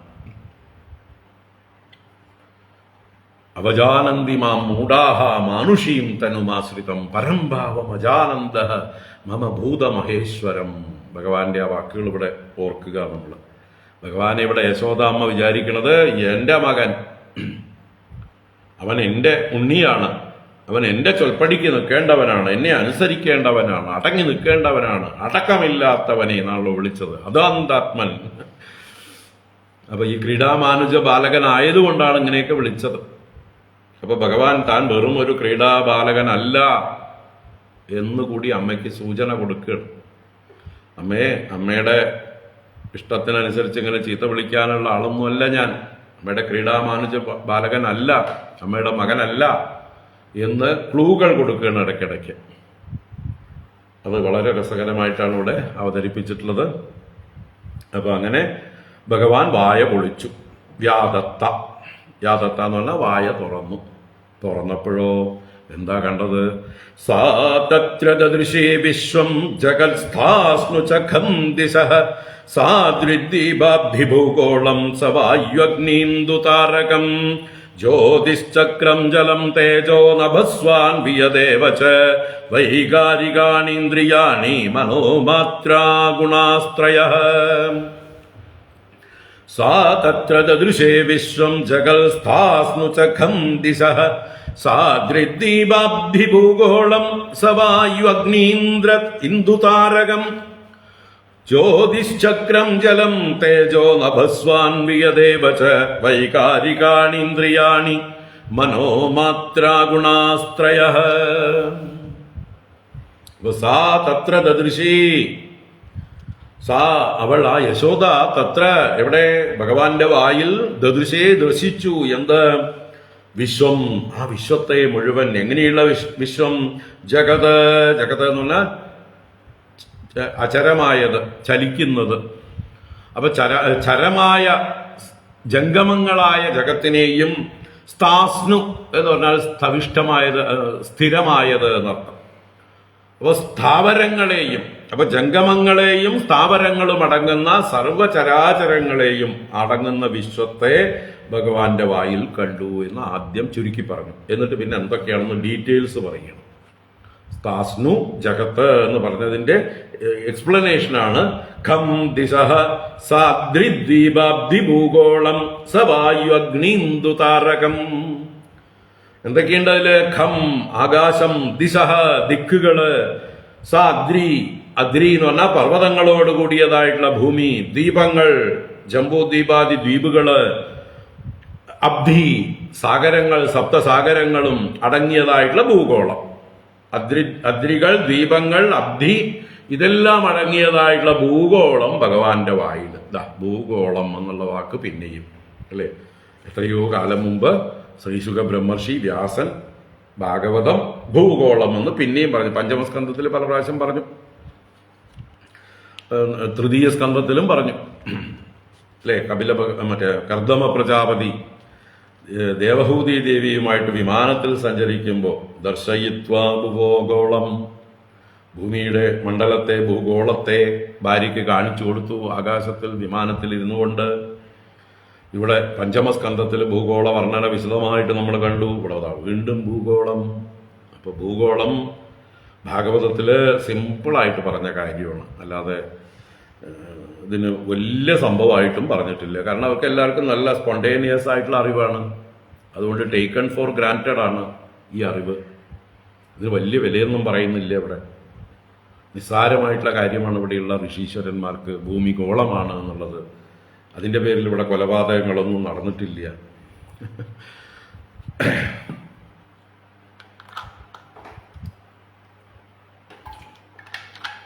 അപ്പൊ എന്തായാലും അദ്രി, ദ്വീപം, അബ്ധി ഇതെല്ലാം അടങ്ങിയതായിട്ടുള്ള ഭൂഗോളം. അതുപോലെ സ, വായു, അഗ്നി, ഇന്ദു, താരകം. എന്താ ആകാശം എങ്ങനെയുള്ളത് എന്ന് പറയണം. ആകാശത്തിൽ എന്തൊക്കെയുണ്ട്? വായുവുള്ള ആകാശമാണ്. ഈ അഗ്നി ഉള്ളതാണ്. അഗ്നി ഇവിടെ ഭൂമിയിലും വരാം. ഇന്ദു, ചന്ദ്രനെ കാണാം ആകാശത്ത്. താരകങ്ങൾ, നക്ഷത്രങ്ങൾ കാണാം. അപ്പോ അല്ലെങ്കിൽ വിശ്വത്തിന്റെ വിശേഷണമായിട്ട് എടുക്കാം.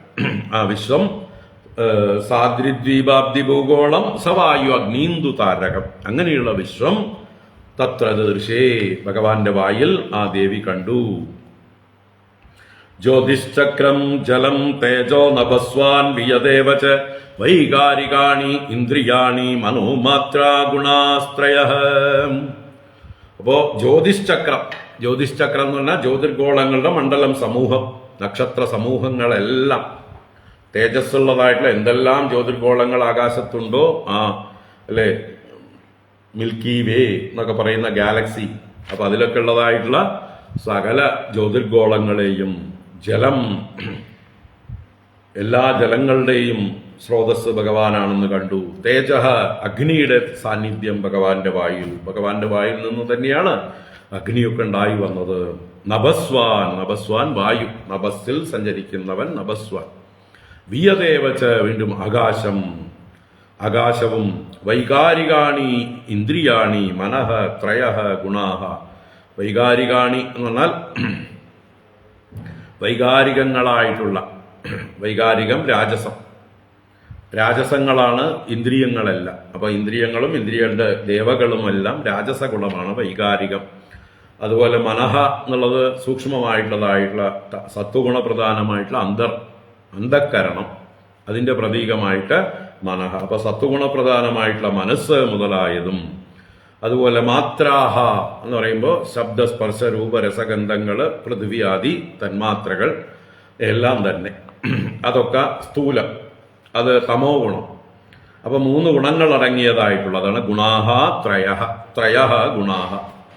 3 ഗുണങ്ങൾ അടങ്ങിയതായിട്ടുള്ള 3 ഗുണങ്ങളുടെ മാനിഫെസ്റ്റേഷൻ ആയിട്ടുള്ള സ്ഥൂല സൂക്ഷ്മ കാരണഭാവങ്ങളിലുള്ളതായിട്ടുള്ള വസ്തുക്കളൊക്കെ, അല്ലെങ്കിൽ ദേവതകള്, ഇന്ദ്രിയങ്ങള്, മനസ്സ്, ഭൂതങ്ങൾ, തന്മാത്രകൾ എല്ലാം കണ്ടു.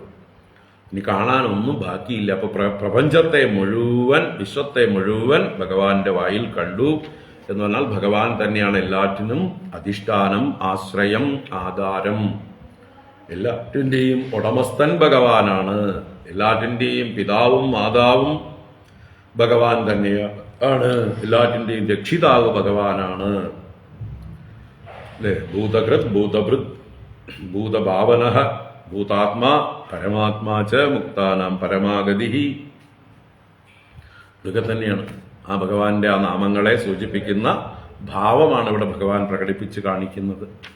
അങ്ങനെയുള്ള ഭഗവാന്റെ വായിൽ ഇതെല്ലാം കണ്ടു. ഇതെല്ലാം കണ്ടിട്ടോ ഏതദ്വിചിത്രം സഹജീവകാല സ്വഭാവ കർമാശയലിംഗഭേദം സൂനോസ്തനൗ വീക്ഷ്യ വിതാരിദാസ്യേ വ്രജം സഹാത്മാനമവാപശങ്കാം. ഏതദ്വിചിത്രം സഹജീവകാല സ്വഭാവ കർമാശയലിംഗഭേദം സൂനോസ്തനൗ വീക്ഷ്യ വിദാരിദാസ്യേ വ്രജം സഹാത്മാനമവാപശങ്കാം. ഏതദ്വിചിത്രം, ഈ വിചിത്രമായത്, അത്ഭുതമായത്, ആർക്കും ഉൾക്കൊള്ളാൻ കഴിയില്ല, ബുദ്ധി കൊണ്ട് ഗ്രഹിക്കാൻ പറ്റാത്തതാണ്. അതാണ് വിചിത്രം. വിശേഷേണ വൈവിധ്യങ്ങളോടുകൂടിയത് വിചിത്രം. എല്ലാ വൈവിധ്യങ്ങളും ഭഗവാന്റെ വായിൽ, എല്ലാ നാനാത്വങ്ങളുടെയും ആധാരഭൂതനായി ഏകനായ ഭഗവാൻ സത്യം പരം ധീമഹി, പരമമായ സത്യസ്വരൂപനാണ് താനെന്ന് നമുക്കൊക്കെ കാണിച്ചു തരണം. അമ്മയ്ക്ക് തൽക്കാലം എന്താന്ന് പിടികിട്ടുന്നില്ല. ദിവസവും വായിക്കുന്ന ഈ കഥകൾ ദിവസവും കേൾക്കുന്ന നമ്മളോട് പറയണു, ഭഗവാൻ സത്യം പരം, ഈ പ്രപഞ്ചത്തിന്റെ പരമ സത്യം ഞാനാകുന്നു, എന്നിലാകുന്നു എല്ലാം. എത്ര ത്രിസർഗോ അമൃഷ, ഏതൊന്നിലാണോ ഈ ലോകങ്ങൾ മുഴുവൻ സത്യമെന്നതുപോലെ കാണുന്നത്, എല്ലാം ആരുടെ പ്രകാശത്താലാണോ പ്രകാശിക്കുന്നത്, അതാണ് ഇവിടെ ഭഗവാൻ കാണിച്ചു കൊടുക്കുന്നത്. അപ്പോൾ ഏതത് വിചിത്രം, ഈ എല്ലാ വിചിത്രമായിരിക്കുന്ന വൈവിധ്യപൂർണമായിരിക്കുന്ന ഈ വിശ്വത്തെ മുഴുവൻ കണ്ടു. അത് സഹ ജീവകാല സ്വഭാവ കർമാശയ ലിംഗഭേദം,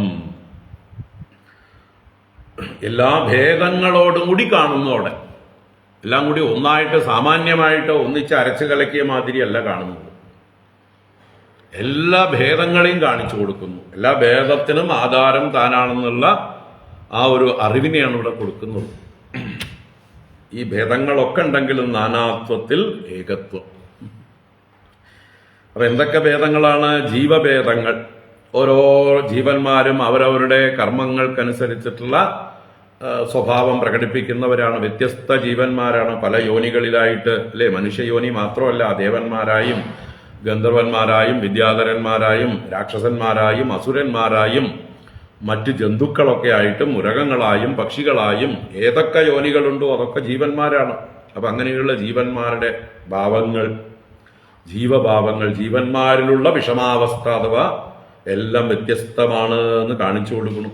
ഓരോരുത്തരുടെയും ഗുണങ്ങൾക്കനുസരിച്ചാണ് സത്വം രജസ് തമസ് എന്നുള്ള ആ ഗുണങ്ങളുടെ കോമ്പിനേഷൻ അനുസരിച്ച് ഓരോരുത്തരും ഓരോ യുണീക്കായിട്ടുള്ള, അല്ലേ, സൃഷ്ടികൾ. ഒന്നും ഒരുപോലെയല്ല, എല്ലാം യുണീക്കാണ്. ഈ ഇത്രയും വൈവിധ്യങ്ങൾക്ക് മുഴുവൻ ആരാണ് പരമകാരണം? ആർക്കാണ് അതൊക്കെ സൃഷ്ടിക്കാനുള്ള ശക്തിയുള്ളത്? അതിൻ്റെയൊക്കെ പൊട്ടൻസി ആരുടേതാണ്? അത് സൂചിപ്പിക്കുകയാണ് അവിടെ. എല്ലാറ്റിനും പൊട്ടൻസി ഉള്ളവനാണ് ഞാൻ, എല്ലാ വീര്യവും എന്നിലുണ്ട്, എല്ലാ ശക്തിയും എന്നിലുണ്ട്, സർവശക്തനാണ്, സർവത്തിനും ആധാരഭൂതനാണ്, എല്ലാറ്റിൻ്റെയും ഉപാദാന കാരണവും നിമിത്ത കാരണവും ഞാൻ തന്നെയാണ് എന്ന് ഭഗവാൻ പ്രകടിപ്പിക്കുകയാണ്. അപ്പോൾ സകല ജീവന്മാരും കാലം ഭഗവാന്റെ ഒരു വിഭൂതിയായിട്ട് കാണിച്ചു കൊടുക്കണു. സ്വഭാവം, ആ ജീവന്മാരുടെയൊക്കെ പ്രത്യേക ജന്മത്തിന് കാരണമായിരിക്കുന്ന അവരുടെ സ്വഭാവങ്ങൾ, അതുപോലെ തന്നെ അവരുടെ കർമ്മങ്ങൾ, ഓരോരുത്തരും ചെയ്യുന്ന കർമ്മങ്ങളുടെ വ്യത്യാസം, ആശയം, അവരുടെ അന്ധകരണങ്ങളിലുള്ള വ്യത്യാസം, സൂക്ഷ്മദേഹങ്ങളെ കാണിച്ചു കൊടുക്കണു. സൂക്ഷ്മഭാവങ്ങളൊക്കെ ഭഗവാൻ കാണിച്ചു കൊടുക്കണു. ആശയ ലിംഗഭേദം, അവരുടെ ലിംഗദേഹങ്ങളുടെ സൂക്ഷ്മ ശരീരങ്ങളുടെയൊക്കെ ഭേദഭാവങ്ങളൊക്കെ സൂക്ഷ്മമായിട്ട് ദർശിപ്പിച്ചു കൊടുക്കണു. മാത്രമല്ല സഹ ആത്മാനം എന്ന് പറയുന്നത് അവസാനത്തെ വരിയിൽ, സഹ ആത്മാനം, തന്നോടുകൂടിയ വ്രജം, ഈ ഗോകുലത്തെയും, ഇപ്പോൾ എവിടെയാണോ യശോദ നിൽക്കുന്നത്, ഏത് ശരീരം കൊണ്ടാണോ നിൽക്കുന്നത്, ആ തൻ്റെ യശോദ എന്ന ആ ശരീരത്തെയും ആ യശോദയ്ക്ക് ആധാരമായിരിക്കുന്ന ഏത് ദേശമാണോ ആ വ്രജവും ഗോകുലവും എല്ലാം തന്നെ എവിടെ കാണുന്നു? സൂനോഹോ തനൗ, സൂനോഹോ തനൗ, സൂനോ എന്ന് പറഞ്ഞാൽ പുത്രന്റെ, സൂനുവിന്റെ, പുത്രന്റെ തനവു എന്ന് പറഞ്ഞാൽ ശരീരത്തിൽ, ദേഹത്തിൽ നോക്കുന്നത്. അപ്പൊ ഇവിടെ വിദാരിദാസ്യേ, വിദാരിദാസ്യെ വിദാരണം ചെയ്ത, തുറന്നു വെച്ച, പിളർന്നിരിക്കുന്ന ആസ്യത്തിൽ, വായിൽ, അതിന്റെ ഉള്ളിൽ, അതാണ് തനവു എന്ന് പറഞ്ഞത്. അപ്പൊ വായ തുറന്നു വെച്ചിട്ടുണ്ട്, എന്നിട്ട് ഉള്ളിലാണ് ഈ ഭഗവാന്റെ ദേഹത്തിനകത്ത് ഈ ലോകങ്ങളെയൊക്കെ ഭഗവാൻ കാണിച്ചു കൊടുക്കുന്നത്. തനവു വീക്ഷ്യ, ആ ദേവി കണ്ടിട്ട്, യശോദാദേവി കണ്ടിട്ട്, ശങ്കാം അവാപ, എന്തെന്നില്ലാത്തൊരു ശങ്കയെ പ്രാപിച്ചു. ഏതൊക്കെ തരത്തിലുള്ള ശങ്കയാണ് എന്നുള്ളത് അടുത്ത 2-3 ശ്ലോകങ്ങളിലാണ് പറയുന്നത്. വളരെ രസകരമായിട്ടുള്ള ശ്ലോകങ്ങളാണ്, നമുക്ക് വൈകിട്ട് കാണാം. ഇന്നിപ്പോൾ ശങ്കയിൽ നിൽക്കട്ടെ, അല്ലേ? ശങ്കാം അവാപ, ശങ്കയെ പ്രാപിച്ചു ആ ദേവി, യശോദാദേവി ആലോചിക്കുകയാണ്. അപ്പൊ ദേവി നല്ല യുക്തിപൂർവം തന്നെ ആലോചിക്കുന്നുണ്ട്. ഇവിടെ യുക്തി പ്രവർത്തിക്കാൻ തുടങ്ങി. കുറച്ചു നേരം സ്തംഭിച്ച് നിന്നെങ്കിലും ശങ്ക വന്നതോട് കൂടിയിട്ട് നമ്മുടെ ഒക്കെ ഉള്ളിൽ ഈ ശങ്ക തന്നെ ഉണ്ടാവേണ്ടത്. ഈ വൈവിധ്യങ്ങളൊക്കെ കാണുമ്പോൾ ഉണ്ടാകേണ്ട ശങ്കയാണ് ദേവിക്കുണ്ടായത്. ഇതൊക്കെ എവിടുന്നാണ്? ഇതൊക്കെ ആരിൽ നിന്നാണ്? താൻ എന്തായി കാണുന്നത്? ആരാണ് ഇതിനൊക്കെ അധിഷ്ഠാനം? അങ്ങനെ കാണുമ്പോൾ തൻ്റെ പുത്രനെ ഈശ്വരനാണ് എന്ന് കാണുകയാണ്. ആ കാഴ്ചയിൽ എത്തുന്നുണ്ട് കുറച്ച് നേരത്തേക്ക്. ആ കാഴ്ചയിലേക്ക് നമുക്ക് വൈകുന്നേരം പോവാം. 6:30 മണിക്ക് കാണാം. കായേന വാചാ മനസേന്ദ്രിയൈർവാ ബുദ്ധ്യാത്മനാ വാ പ്രകൃതേ സ്വഭാവാത് കരോമി യദ്യത് സകലം പരസ്മൈ നാരായണായേതി സമർപ്പയാമി. ഓം ശാന്തി ശാന്തി ശാന്തി. ഹരി ഓം ശ്രീ ഗുരുഭ്യോ നമഃ. ഹരി ഓം. നാരായണ. ഹരി ഓം. എല്ലാവർക്കും ശുഭദിനം ആശംസിക്കുന്നു. വൈകിട്ട് നമുക്ക് 6:30 കാണാം. നാരായണ.